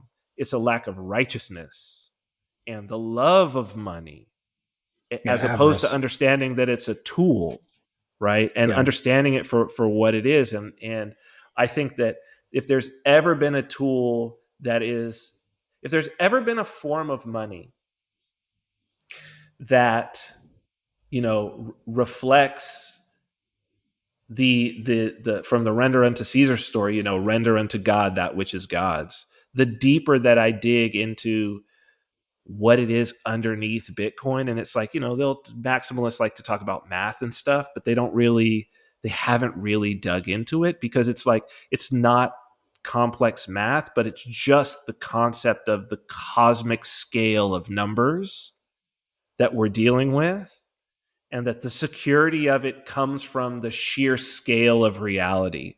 Like the sheer scale of God's creation is what makes Bitcoin secure. And that's crazy. Like Well, I that mean, it's pseudo truly is. religious. Yeah, I mean, or it's like, it's beyond, it's one of those things that's beyond religion. It's Mm. where, like even Einstein said, I believe in Spinoza's God. Like this is, you can't be operating with these concepts and not see the created order in the universe. It's like it just jumps out at you that, like, no, there's a consciousness here. Like, this is too perfect. It's too ordered. The fact that we discover, like, everything in Bitcoin, all the cryptography, and you even look back, it's all discovered. Nothing is Mm. invented. All of those are, it's all rules of the universe. The hashing functions existed since the beginning of time. They were just there for Mm. us to discover, right? If they hadn't existed since the beginning of time, they wouldn't work. The signature algorithms existed since the beginning of time. That's Hmm. crazy. Yeah, That's I'm not sure I actually crazy get to that. think about. Yeah, like yeah. Well, if look, it's like, if Ramanujan, the famous Indian mathematician, there was a movie made about him. Dev Patel plays him. Because he went to England, but the thing, nobody believed him. All the English mathematicians didn't believe that he could do these things because he was getting it from revelation. He had no mathematical training, and they were like, "How is this even possible?" And he was like, "No, I'm like going to temple and praying, and like God is telling me these. It's crazy." And like his Hmm. theorems worked. He did all kinds of crazy that Ramanujan, he's incredible. But he said no equation can be true if it is not an expression of the voice of God. It's like, if 1 plus 1 doesn't equal 2, the universe falls apart. But like, we haven't always understood addition. Like, we haven't No, we always, had to we discover discovered it, but it addition. didn't. Yeah, yeah. Right? It's all of these numbers were always there. We just discover them. All of the mathematical truths were always there. We just discover them. E equals mc squared was always there. If it wasn't always there, the universe wouldn't exist. Right? And so that's the same for all of the hashing functions and the mathematics of Bitcoin. And it's like, whoa, Hmm. whoa. That's it. It's not that it's digital gold. If it's digital gold, it's only digital gold in the way that, like, the gold has always been there and we just Hmm. discover it. That's the only way that it's digital gold. But it's so much deeper than that, because it's just the mind of God. And to just sit back and be in awe and be like, wait, I could use this? Wait, I can use this to send you funds? I can use this to pay you to do labor where we can exchange and trade and have a more peaceful world, and combine and everybody and create economies for people. And I can use the truth that is the voice of God to do it. Whoa. Without the threat of Like, violence, just sit and be with without the yeah, threat of without an violence. intermediary. Yeah. with no intermediary. And so when Jesus says, render unto Caesar that which is Caesar's and render unto God that which is God's, after looking at a coin that has Caesar's face on it, I'm like, well, this has the face of God on it. This has the face of God on it. Like, and it's not even kidding, like in a real way. When you look at a hash, the number space of a Bitcoin hash, right? 256-bit number. So that means that you could do, I forget, it's a one with I think it's 27 zeros behind it. It's ridiculous, but it's the number of possible numbers that you could have. So the reason why we don't have collisions, why every transaction hash and block hash is going to be unique, is because it's greater than the number of atoms in the known universe. So like your private key, the reason why nobody can guess your private key is because it would be like having to go through and check every atom in the known universe in order to find any given key. That's insane. Like Yeah, that's what I it's say. literally It's beyond comprehension. Yeah. boom, and that's why it's the face of God. Because it's incomprehensible. It's incomprehensible except by a being that is the creator. And yet we can use it. So it's a mystery. It goes, so it's like, that's why Bitcoin can have a religious aspect to it. Is because we have there's a human thing where we recognize when we're encountering a mystery. Or something that's beyond our comprehension. Yeah. Like Something when that's we beyond our see. Yeah. comprehension. And Yeah. the problem is that instead of delving into it, people have created the maximalists have created these simplistic narratives because they want to bring people in. And so what they wind up being is they're basically like a cargo cult in the Pacific. When World War II happened and the planes landed on these little islands that had never encountered white people before, and they dropped off cargo, and the natives got all this food and everything. And then when the war was over, they took off, and they're never again did they show back up on these islands. And so the natives created airplanes out of grass, and Trying to bring back the towers. food. Yeah. John Frum, right? So they worship John Frum. That's their religion. And that's what the Bitcoin maxis are. That's what they've created. And the other religions like BSV and these other ones, like they're cults. But they're cargo cults because it's too much. It's too much to dig into. But, if you're willing to dig in, those of us who are willing to dig in, it's like what comes out is incredible. And maybe it'll be 50 years from now. Maybe it'll be 100 years. But like what's in there it's incredible. How does this tie in with your journey into the Orthodox Church? Like how do those two play together? Like in a very very strange way, I would say. So yeah, I imagine like you have a unique story to begin with, so it's gonna have some twists and turns. Yeah, this one's rather freaky. So my wife is Russian, and she's a dual citizen, and my children are dual citizens, and she's Russian Orthodox, obviously. And my first time being in an Orthodox church was the baptism of my first child. And the second time was the baptism of my second child. But I, considered myself an atheist. When we moved here to Saipan, where there is no Orthodox church and there's a Russian community. So there are Orthodox people, but not really, they're not heavy practicers. We ended up with a house right on the beach, which is totally rare here. There's like no houses right on the beach. And I would take, morning walks and I had started really a practice of prayer and fasting maybe 6 months before maybe a year before we came here. And so I continued that, and I had started in on a prayer that is an Orthodox prayer, but I mean, it's also used by some Catholics, the Jesus prayer. Lord Jesus Christ, Son of God, have mercy on me, a sinner. And it's repeated. It's you would say like a mantra or whatever, but you would do it with prayer beads and so kind of like saying the rosary for Catholics, right? So it's sort of repeated. And I was doing that on the beach mornings, and it was really great. And at the same time, I had been doing a lot of podcasts with people about what was going on during the pandemic, and it had gained a lot because I had said, "Oh, this is," I was making predictions about what was going to happen, and these predictions were coming true. And so, it had gained a set of followers. And there was one morning that I was out there and I was coming back. It was during a fast. I had been fasting for a couple of days, and something just hit like, you're going to start doing classes on Bitcoin, Hmm. on these sort of spiritual aspects, which I was writing at the time. And then I was working on new software when I was here, in this great environment. And you're going to call it Bitcoin Mystery School. You're only going to take like 20 students at a time. This is how much it's going to cost. And I was like, what? I mean, like, what's going on here? Like, it was somebody else saying it, right? And so I was like, okay, well then I guess this is God saying this. So I went, put the product together, put the, curriculum together, and then start, on my social media, started saying, okay, well, here, I've got this class.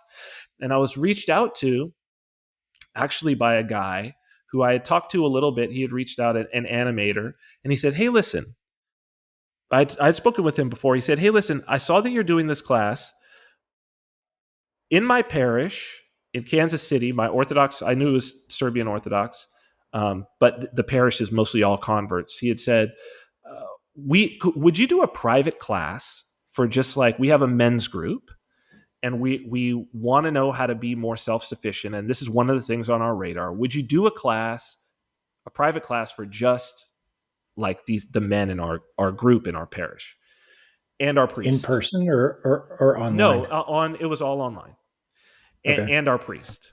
And I was like, oh, okay, yeah, that sounds great. You guys can actually be my first class. You guys will be my guinea pigs. So you'll be my first class. I'll schedule it before even the class I had scheduled. And so we, got started. And he had mentioned to me when we first talked, or we first spoke, he said, hey, I know that you had mentioned on one of these podcasts that you've been praying lately, and that you said that you were doing the Jesus prayer, and that's very interesting, considering you're not Orthodox. If you ever wanted to talk about prayer, or ever wanted to talk to an Orthodox priest, you could talk to our priest. I could give you like information and his contact number. And then he was like, yeah, he's a really interesting guy. He's like a former skinhead, used to be in like a punk band. He's from Southern California. And then he became a priest. And I was like, okay, maybe, whatever. And so then I was like, okay, I saw the sign up and I said, oh, Father Turbo Qualls. And I was like, oh, what a crazy name for a priest. First off, Father Turbo, which it turns out is actually a saint. Saint Turbo is actually a saint, an ancient saint. And so I'm waiting as everybody pops up on the Zoom. And remember, I'm like, okay, Serbian Orthodox priest who used to be a skinhead and in a punk band. And it pops up and there's this black dude sitting there. And I'm like, now my mind is like blown, and he's like tattooed from head to toe. Yeah, he had said he was a tattoo artist before he had told me. And so I'm like intrigued, and we go through this whole class and everything. And then I was like, I got to look this guy up on YouTube or whatever.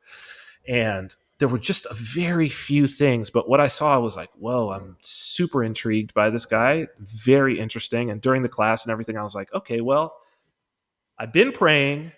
I was told to do Bitcoin Mystery School. Who happens to show up through this? But a priest is put in front of me. So, okay, there's something going on, right? Something's Mm-hmm. happening here. Mm-hmm. And so I asked him at the end, I was like, hey, Father, could I talk to you about like my prayer, improving my prayer? And what I'm getting a lot out of it, but I'd love to hear some things from you as an Orthodox priest. And we just started talking, and it was just like we were just on the same wavelength. It was insane. And he definitely, helped me and talking to me, and my prayer improved. And then there was one day where we both got on, and I was just like, I got to get in the church. Or I think he said, you got to be in the church. And I said, well, that's what I wanted to talk to you about today. And that was, when was that? 2021. And they actually, he and a reader, which is like a minor clerical position from the church, flew out here, baptized me, married me and my wife in the church, which we couldn't do before because I wasn't Orthodox, and did services here. And since then, I've been Orthodox, and it's been the most sort Amazing. of profound change in my life for sure. So Well, Bitcoin is like a huge piece of this, obviously. Like yeah. that was a huge. And then, like I said, I finished my book, and he was one of the first people that I gave it to, and he blessed it and said, yeah, you're on point with this. This is great.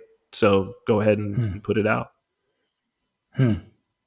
Hmm. Yeah, I find it interesting as well that the story of you, like Bitcoin Mystery School, being, if I haven't taken it, but I'll say this, that is your attempt to, let's say, demystify Bitcoin, or at least Mm-hmm. explain some of the philosophical and the spiritual mysteries of it, and reveal them, for lack of a better way to put it. And in doing Mm-hmm. that, you Sure. also wind up in the in a church context, albeit remotely, with this church in Kansas City. But like, it's like the thing, the path that you start down in terms of demystifying something leads you into another one where you're captivated by Mm-hmm.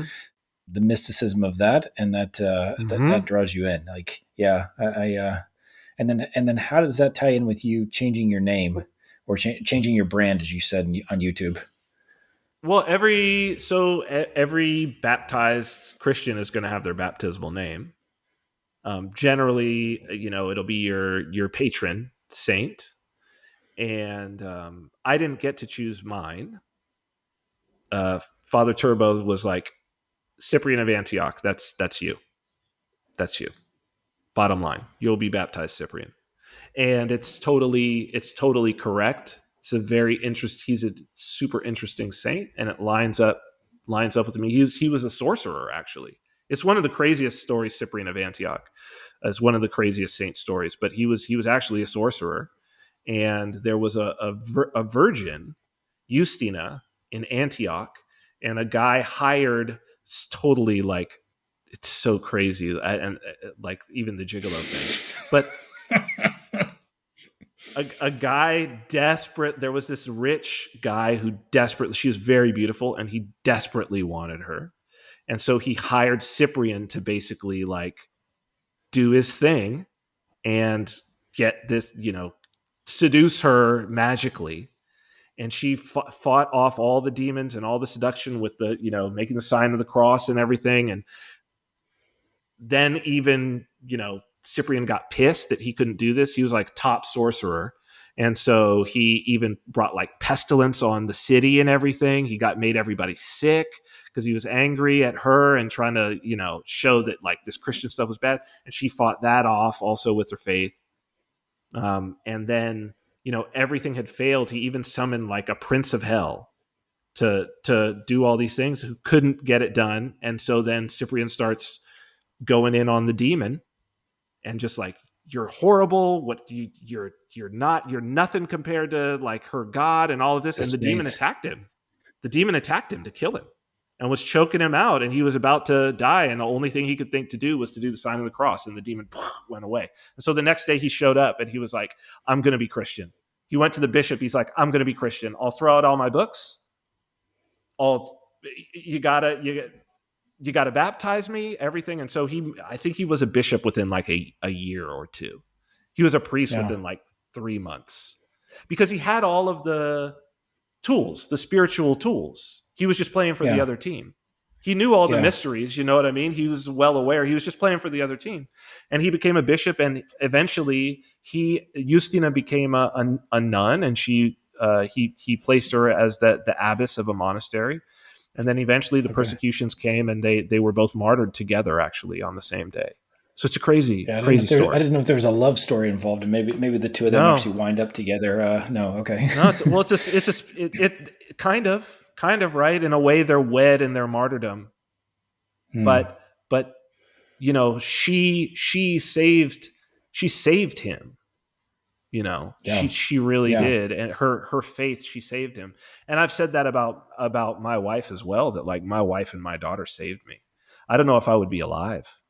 And I think that part of that spiritual path for me, and because I was playing for the other team, like, I mean, I've always been a very spiritual person, and I was actively participating in the occult and doing, like, I was leading a charmed life for a reason. All the things that people talk about what's going on in the entertainment industry and all of that on the dark side, and that's all 100% real. I don't think that there's the big cabal that people think, but I think that there's a whole bunch of people who are doing certain practices that are, there's a spiritual component. I mean, Yeah. you're doing a thing that's very emotive and creating a spiritual reality for people. And yeah, so now I'm playing for the other team. Let's put it like that. I'm playing for the right team at this point, and it's been good. It's been very good.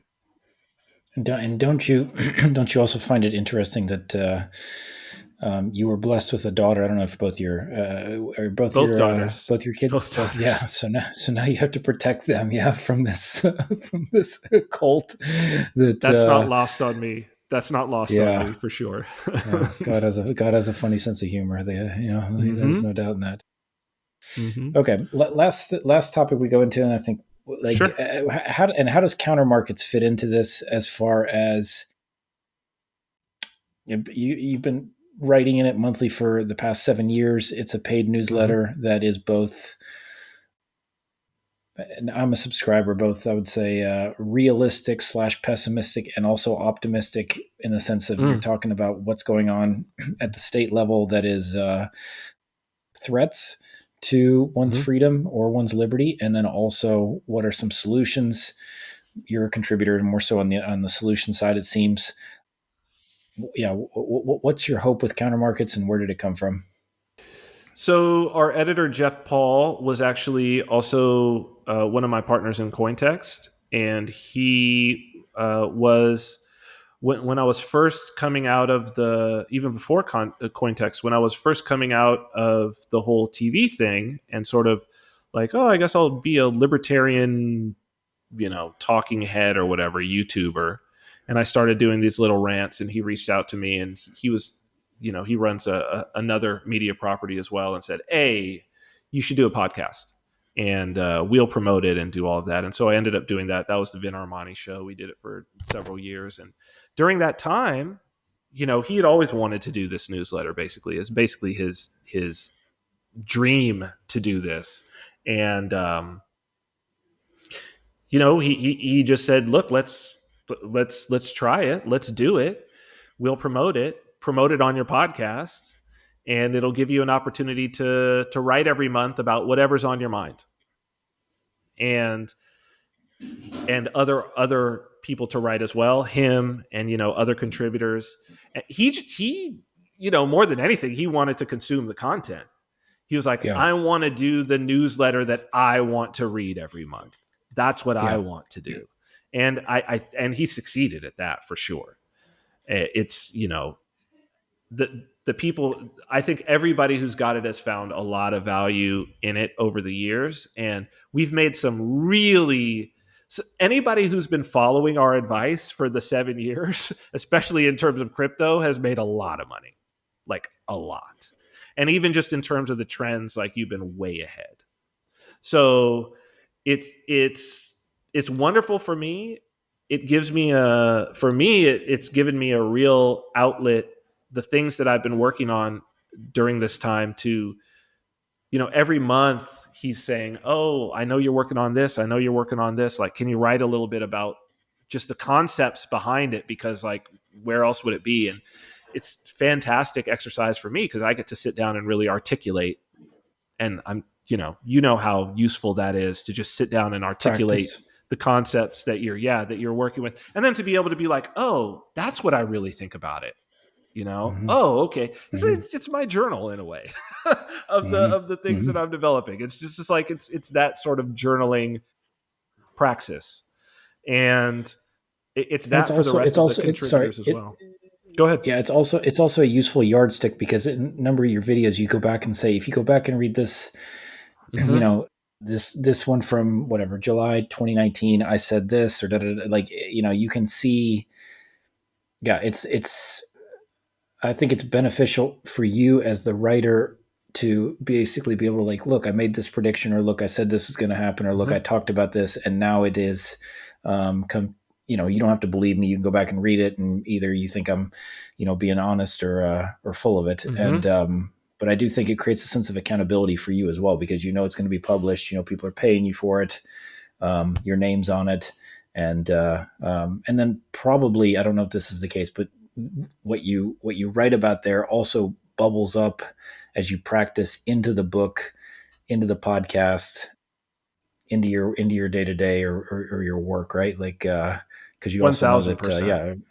yeah, yeah, yeah. I think it's also part of you and I think would agree on this, but that like in the libertarian or anarcho-capitalist space, there's a lot of angst about what the state is doing, and there's oftentimes like not a Mm-hmm. lot of energy put towards solutions, or they're very Mm-hmm. vague solutions. It's sort of like we all agree what we're against, but we don't really have a lodestar that we're all aiming towards, other than just like Mm-hmm. more freedom or more liberty or more self-sovereignty. But it's very yeah, I find a lot of people that are like, you've been to Pork Fest, this kind of stuff. They're like, they're Mm-hmm. very clear about what they don't want, but you ask them like, so what is it you actually want? And that's a much harder. It's much harder for them to articulate that. Yeah, it's and this is, I think, am I a libertarian? I think yes. Clearly, I think if somebody looked at my values, you're got to be like, yeah, this guy's a libertarian. And am I fundamentally probably an anarchist? Probably. But that orientation piece is really important. That and that's what you're talking about there. Is like, you ask somebody like, well, yeah, but what are you pointed at? What are you Yeah. running to? I know you can tell me what you're running from, and that's fine. But really, why am I a libertarian? Why would I say that I'm like, you know, am I an anarchist? Well, yes. As an Orthodox Christian, I think as an Orthodox Christian, if you're an Orthodox Christian, you're fundamentally an anarchist because you're like, well, Christ is the king and he's the ruler of my life, right?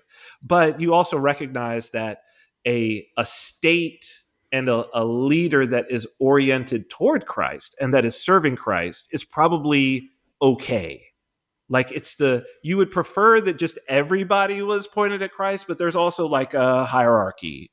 Mm-hmm. And I think that was yet another reason why Orthodox Christianity filled in a lot of blanks for me in my libertarianism or as an anarchist, that I was like, oh yes, that's why I have a problem with the state as it exists, because it's not oriented toward this thing, right? But if it was oriented towards Christ, then maybe I wouldn't have the problem that I have. But it's like, well, but then how to get it oriented? Well, I need to be oriented in that way, you know. Mm-hmm. And then I don't have to talk about the things that I'm against, because it becomes obvious the things that I'm against. They're all the things that prevent me from remaining oriented there, you know. Yeah. And and that includes totalitarianism. And that includes, the type of gatekeeping that we're talking about. Yeah, there has to be, because there has to be free will. You have to have the opportunity to mess up, And but at privacy, the so same, that you can mess and up in and private. I mean, that, privacy. yeah. Well, confession is private, right? Like you go to confession, that's private.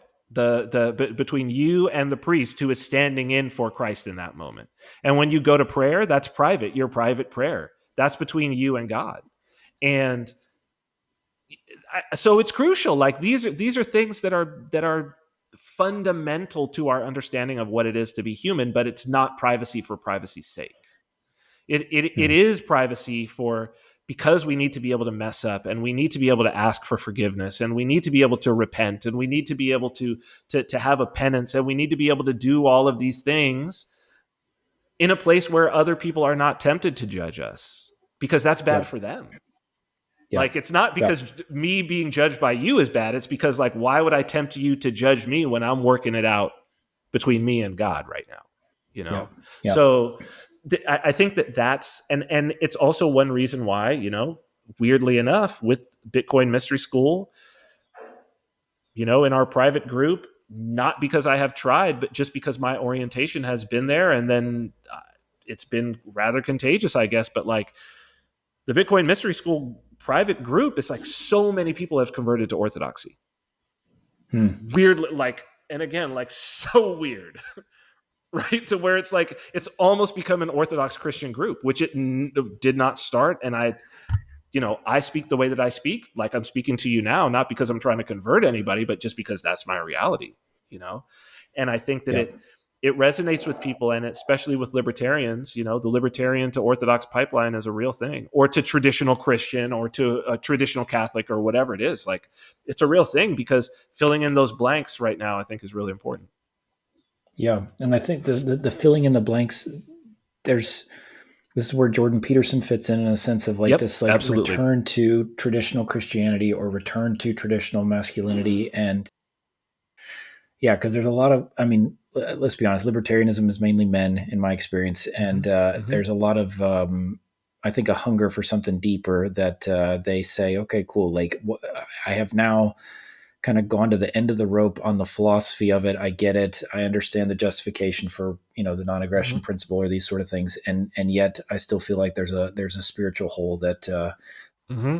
is waiting to be filled, right? There's still like this absence of mystery, right? Like I can only reason my way through so many things. And yeah, I find it encouraging, honestly. I think it's like it's like a beautiful symbiosis that you would not have been able to predict at the outset. It's weird. Yeah. It's very, yeah. It's almost, yeah. You couldn't predict it, but then watching it happen, it's almost like duh. Yeah. You look at it and you're like, well, yeah, of course it went that way. Like it works. It works perfectly. And yeah, I mean, and this is what I've been calling the dim age. Like, I think that we're really headed into a very mystical time in the next couple of generations. And all of the things, and the blockchain is going to play a piece in that, and AI is going to play a piece in that, and religion's going to play a piece in that. And but like, it's very Blade Runner-esque. It's all, I feel like it's all cyberpunk and been predicted before in science fiction, that all these magic and technology come together. And I think that's where we're at. Hmm. Hmm. What do you see over, yeah, the next, yeah, if you say over the next 2 to 3 years, do you see part of your purpose with Saipan and the promotion of Saipan as a destination for like-minded individuals to build an intentional community? Do you see that taking off? I listened to one of your YouTube videos and you talked about New Hampshire and how bad the winter was there, and I think that was part of the Mm-hmm. reason you also left, which is the weather wasn't suitable year round. And I know with Saipan you got pretty amazing weather, so is part of the Incredible, yeah. part of the draw to try to bring in more like-minded people and build an intentional community in Saipan. I don't think that that's so. Certainly, that's not my. I don't know that that was ever my goal. That was the people who were coming in to do it, but they've all left Okay. that initial group. And I think one of the reasons why was because they had approached it in that way. And I think that a lot of their intentions were very much like the intentions of the Free State Project, which is like, let's get enough people here that we can sort of vote our way into power. And I've never been, and that was one of the things that turned me off about the Free State Project, to be honest. I've never really been a power seeker. I'm not a power seeking person. Like, I like people, I like good people to have enough power to do good things, but like power for power's sake has never really been appealing to me. And that was an early, I think, idea of some of the people who were moving here, because they were like, well, if you could do it in New Hampshire, that's 1.3 million people. There's only 50,000 people in the Commonwealth. But then they got here and they got a rude awakening to the fact that, like, Yeah. no, these people have been here for 3,500 years. Like, you're Yeah. not displacing them, buddy. Yeah. Like, it's families. It goes it goes deep as the soil, and they've made it so their constitution and the covenant they have with the United States, only people of Northern Marianas descent can own land. And so, if you know anything about power, if you can't own land, you'll never have power. period.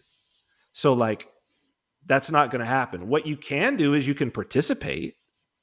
Like you can, if you enjoy the culture, which I really do, it's a wonderful culture. And if you enjoy the place, they're very welcoming and open. And if they know that you're about being positive here, they'll adopt you. Like they'll treat you like family. And truly, like, I mean, I literally experienced that today. You know, they'll bring you right in, and like they'll embrace you, and they can tell somebody who's good from bad because look, the Spanish came here 500 years ago and they were colonized ever since. They know who the good folks who come are and who the bad people are. It was the Spanish, then the Germans, then the Japanese, then the Americans. They know. And the Americans put them in concentration camps for 2 years, right? On the So they island or know. elsewhere? Yeah. On the island here, Yeah. right? So right after the war, they put the Japanese and the Koreans in the northern camp, and then they put all the Chamorros and Carolinians, who are the indigenous people, in the southern camp because they were like, we don't know who to trust. So look, if they're embracing Americans after that, like, you got to know these are some forgiving people. You know, these are some real good people. And that's what I've really embraced. And, you know, coming here and learning about the things that they're incredibly sophisticated politically. Even the Americans, when they were negotiating, first off, they negotiated something that's incredible. Like, this place is not a territory, it's a Commonwealth. They have self-rule, and they negotiate it. It's not a spoil of war. They negotiated with the American government, and there's a document called the Covenant that I was just at a Covenant event today with two of the signers, two of the founding fathers. They negotiated it. They've got all kinds of self-rule, and, you know, the U.S. government can't own land here. Imagine that. The U.S. government can't hold title to land. They can lease it from the people. Like, it's incredible. And they've been very politically sophisticated since 75, when they became the Commonwealth. And they've put all kinds of laws into place, and they just haven't had the execution on it. But all of these laws are to attract investment. And they've had moments of like crazy. Go ahead. Yeah, when you say they haven't executed on it, you mean that like they haven't done a good job of marketing it and people just don't know about it, or there is. Yeah, let me frame this question a different way, because part of the you and I prior to the show were talking about Puerto Rico and its tax incentives for mainland Americans, and there is an element of marketing there with Puerto Rico. And if you just look at it compared to the U.S. Virgin Islands, which has a similar tax incentive program, but not nearly as well known. So Puerto Rico has drawn a lot of Americans. USVI has not. I don't know if the Commonwealth CNMI, for lack of a better way of putting it, has just failed at a marketing, or like nobody understands it, or what's happened there. Well, one of the things is just location, just distance. Yeah. Right. And also, I mean, look, most Americans, you say Commonwealth of Northern Mariana Islands, they don't even know that it's part of the American family. They might know Guam, which is in the same military, which is basically a giant military base, and is in the Marianas, right? So there's Guam, and then there's 17 islands that are the Northern Mariana Islands. So Guam is the Southern Mariana Island, and then there's Saipan, Tinian, Rota, and then 14 others that are uninhabited. There's 3 inhabited, Saipan being the biggest of them. And most people don't even know. I didn't. I knew nothing. I had heard it because the Battle of Saipan, you know, which was whatever in World War II. But it's also the it up before distance. You and I were talking. I was like, where is this? You know, like, where is it? Right? Nobody even knows. But everybody born here is an American citizen, right? English is the language that's spoken. You can come here without a you don't need a passport to get here. You can fly Hawaii to here with your driver's license. You know what I mean? No passport, and it's on domestic flights. But but the sheer distance. And so, you know, our closest trading partners are the closest economic powers are the Asian powers. So China is a 5-hour flight. And they've been the main investors here have been Chinese and Korean investors since the beginning. And so, like, some people remember, like, the Abramoff scandal, Tom DeLay and all of that, with the sweatshops in Saipan and everything. That was here because the Chinese had put sweatshops up. They had no minimum wage because that was one of the things that they negotiated in the covenant. And they had their own immigration. And so they were just bringing in cheap Chinese labor, but they could stamp made in the USA on it. And they could ship it on U.S. ships back. And so that was the whole thing in the 90s. Remember, like DKNY and Nautica and all of these like side brands that were made in the USA, they were all made here. I vaguely remember this. Yeah, vaguely remember. Vaguely. It was a huge scandal, the Tom DeLay scandal and everything. But people remember, oh, wait, where did DKNY and Polo Sport and Nautica, and all of these like side brands of the designers, where did they all go? Well, because they shut it all down here. They took away their immigration and they raised it to the federal minimum wage, which is where we're at now. Because they were just like, oh, this is killing our garment industry in the United States, right? The LA garment industry was getting mopped, and it was all Chinese money. And so it's been Chinese investors, tourists. Most of our tourists are Korean, vast majority. And for a long time, Russians were a big deal because Vladivostok is only a half-hour flight from Seoul, right? So people don't realize, like, Russia is an Asian power. I mean, they fought wars against Japan and China. They're an Asian power. They share a border with North Korea, right? The northern border, and they share borders with China. Yeah. And so Vladivostok's a major city, and so like that's why there's a Russian community here as well. But there's almost no Americans. Next to none, like white Americans or even black Americans, right? So it has just never been really a viable thing with the industries that were around. But what's changing now, and what we're pushing, oh, there's my wife and kids actually showed up here. What we're actually pushing, hold on. My wife is doing her watch. They showed up outside my office. Hold on. Come in. But be quiet. So what we're doing now is digital businesses, right? Trying to get digital nomads and people to domicile here. Because the thing about the covenant is you with your taxes, you either pay the IRS or you pay CNMI, one or the other, if you're a resident or a resident business. And so the whole thing is, at minimum, we have the same tax code, but you get at minimum a 50% rebate. So you will pay from the local government, from CNMI. Yeah. Right. So whatever you're paying the IRS, you will minimum cut it in half if you're here. And so for all the remote workers, which is 13% of the entire U.S. workforce, if you move here, if you're paying taxes, minimum you will pay 50% less. And you get to live in a tropical paradise. Yeah. What's the Hold on. Give me 1 second. 1 second. Yeah. Yeah, that's it. Like one half. You have to be here in CNMI to be a resident. You have to be here one half of the year plus 1 day. Yeah. Okay. Yeah. But there's these things are weird, right? Like, this is a small place. It's got 47,000 now by the last census people. Small town. So it's like a small town. Yeah, it's really like a small town. So you could imagine, and it feels like a small town, which is one of the coolest things, right? So it's like, I mean, literally, like I said, there was an event, a covenant event, and sitting in the same row as me was like the top lawyer, like in the world, who's knowledgeable about the covenant earlier today, and then as later on in the day, I'm just like walking down the street, like on my way to the little store near my office, and who should walk out of the Japanese restaurant like right in front of me but that guy. It's like, oh, hey, fancy bumping into you again. And he's like, oh yeah, hey, great to see. And it's like that.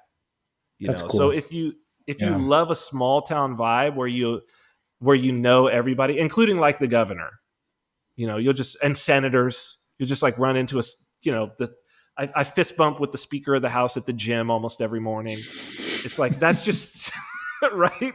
It's and that, getting back to kind of the anarchist thing, when you experience that, you start to be like, Yeah. oh wait, like, ooh, the problem isn't the state, the problem is the scale. Like, the scale and the alienation is the problem.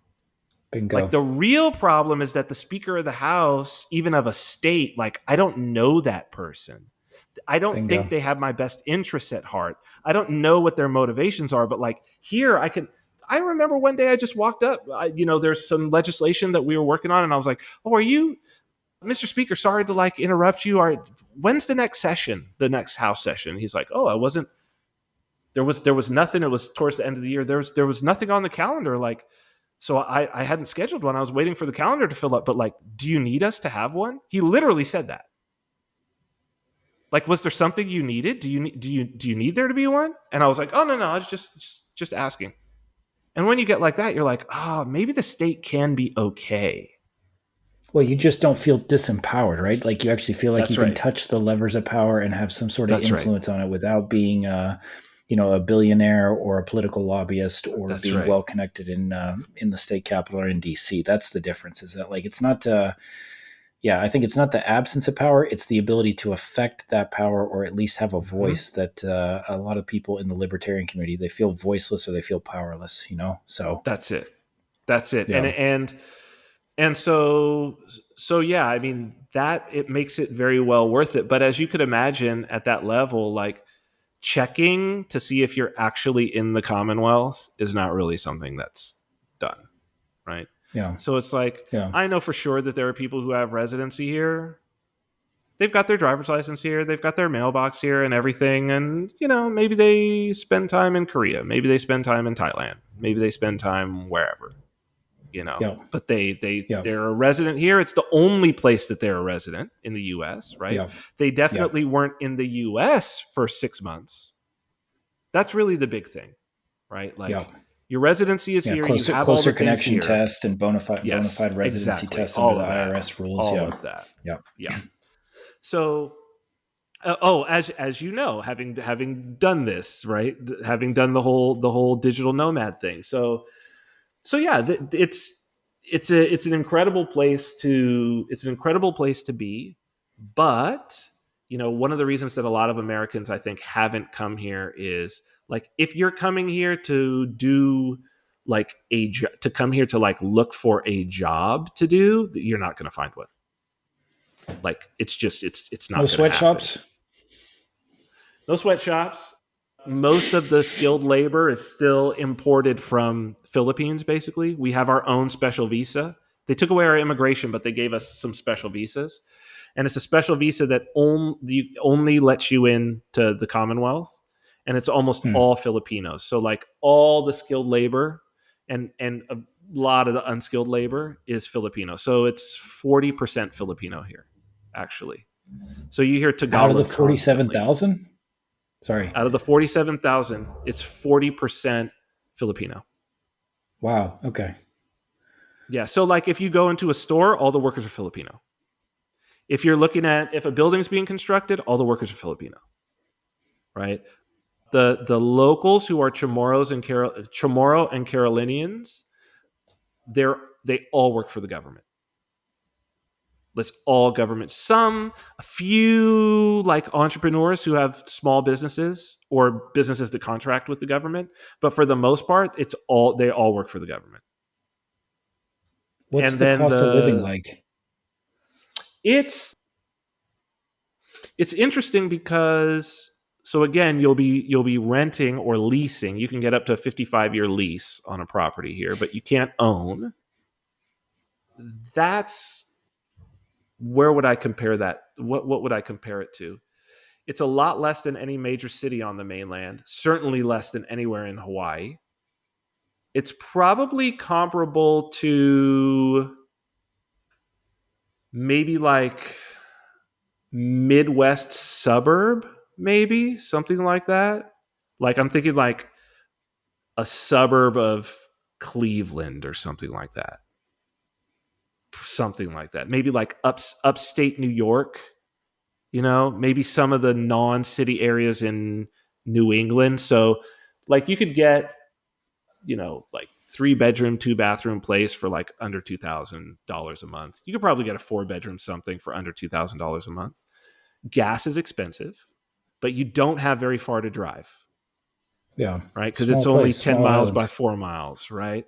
But it is hilly, so you got that, and you'll do some off-roading. So most people have trucks, or like Mm. Forerunners or whatever, a 4-wheel drive car. So that eats a little more gas, but you can get by with something nice that's doesn't eat too much gas.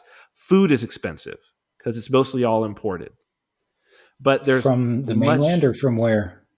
from all over, which is kind of Okay. cool. So, you're just as likely to find Korean products and Japanese and Chinese products as you are to find American products.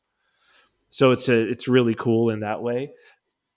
There's more and more local produce is good, it's fresh, it's organic, and it's super cheap. Super cheap, and there's a lot of it. It's readily available, and more it's becoming a bigger industry now with the local produce. But the local produce is not, besides like tomatoes and cucumbers, it's a lot of stuff. I mean, if you're from the South, like okra, but it's a lot of like Yeah. Asian vegetables. So it's been really interesting. I mean, staying in Bali and everything, it's like it's probably pretty close to the same, like taro root and bok choy and things like the pachai and all of that. Yeah, so that's inexpensive, but anything that's imported is expensive. So I would say it's definitely less than a major city in the US overall, but it's probably comparable to a Midwest suburb, I would say. After everything is accounted for. Yep. Yep. Yeah, it's one of the things that when you're describing it, that in Puerto Rico they have this thing called the Jones Act, where it Mhm. requires that only U.S. flagged ships can deliver into Puerto Rico, and so it winds up all the food is more expensive, but also it's kind of hard to get Mhm. fresh vegetables and fruit because it has to come from the mainland a lot of times. Sometimes it's grown locally, but it's a very weird phenomenon. I was like, "What? You're on this tropical island? It seemingly would be that." Yeah, it's nice to hear that there is some local produce in Saipan Well, we exempt because part of the covenant was exempting us from the Jones Act. okay, smart of them. Yeah, Yeah, actually, the guy who, they're old now, but the negotiator who was in charge, who actually was the one who suggested that, was there at this event today. Got to hear him speak about that and a whole bunch of other specific things that they were like, we got to get exempted from that. So yeah. CNMI is the only quote unquote territory that's exempt from the Jones Act. Hmm. Hmm. And then So have it's you been to Japan? I know it's interesting. there's a direct flight to Tokyo, and I think there's also I saw on the website maybe a direct flight to Hong Kong or I don't think there's one to Seoul. But Mhm. like, have you gone to Asia? Have you left much since you got there in 2020? I haven't left at all. My wife has. Yeah. So my wife Okay. and kids have. So we do have direct flights to Korea. We have direct flights to Japan, and there's a flight next month that's starting back to Hong Kong. But at one time, there were just nonstop flights. I mean, before the pandemic, I mean, I think there were 10 different airlines from China that flew in. Okay. And then there were like 4 or 5 from Korea. Philippines had direct flights. Hong Kong had direct flights. I think Taiwan has had direct flights in Singapore. Now, Guam has direct flights to almost everywhere, right? Like it's a huge hub. And we're a 35-minute flight from Guam. So Okay. the unfortunate part about it is that like the lack of routes after everything was shut down has meant that it's very expensive even to fly to Guam. This is one of the big problems now, is that it's just airfare to fly around. Even our own islands is ridiculous. It's ridiculous just because we don't have competition. So that's one Hmm. thing that needs to get rectified, and everybody's working on it. It's an important thing, but it's definitely expensive to. Seoul is cheap. So flying into Seoul is very inexpensive. It's less expensive than flying to Guam. And then from Seoul, I It's mean, probably a bigger plane. it is. It is. It is. Yeah. And that's from Seoul. You can fly anywhere, Yeah. absolutely anywhere. I like So Seoul. I think it's a great city. yeah, it's a Yeah. cool Um, city. okay. If people want to get in touch with you, how do they follow you? What do you want them to do? You want them to check out Bitcoin Mystery School? You want them to check out Counter Markets? I'm going to Oh link to all man. your YouTube videos. Like, are you active on Twitter? What's the call to action? Oh boy, I may get back on Twitter. I left Twitter in April of last year. Have not been back.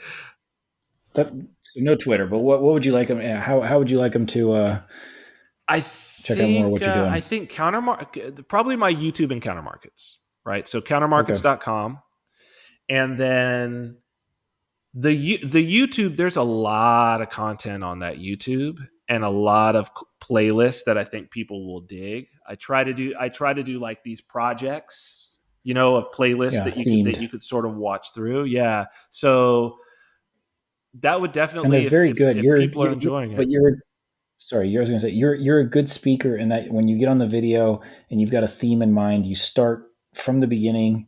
You can watch it in one go, 10, 15 minutes, and come away with the concept following the video. And you're doing it all from memory. It's not Hmm. scripted. It's you just No, I think come out of the gym, haven't thought about it, and put the camera on and go. that's it. That's it. It's Yeah, either that or sit down and write. That's sort of my morning routine. So those are helpful to get them down at least. But I would definitely suggest the YouTube, and I'll probably be doing more on YouTube shortly as I start talking about more about some of the projects that we're doing here that are just getting ready to launch. cool. Okay, yeah. So check out. I'll also link to Saipan, which is sort of the hub to introduce people to CNMI, and if they want Hmm. to relocate either their business or their family to the island, how to do so. And Vin has or Cyprian has contacts and service providers for doing so there. Hmm. So thanks so much for your time. I've really enjoyed Absolutely. it. I know we've been all over the place with this, and yeah, talk to you soon. Yeah, it's great. Thanks.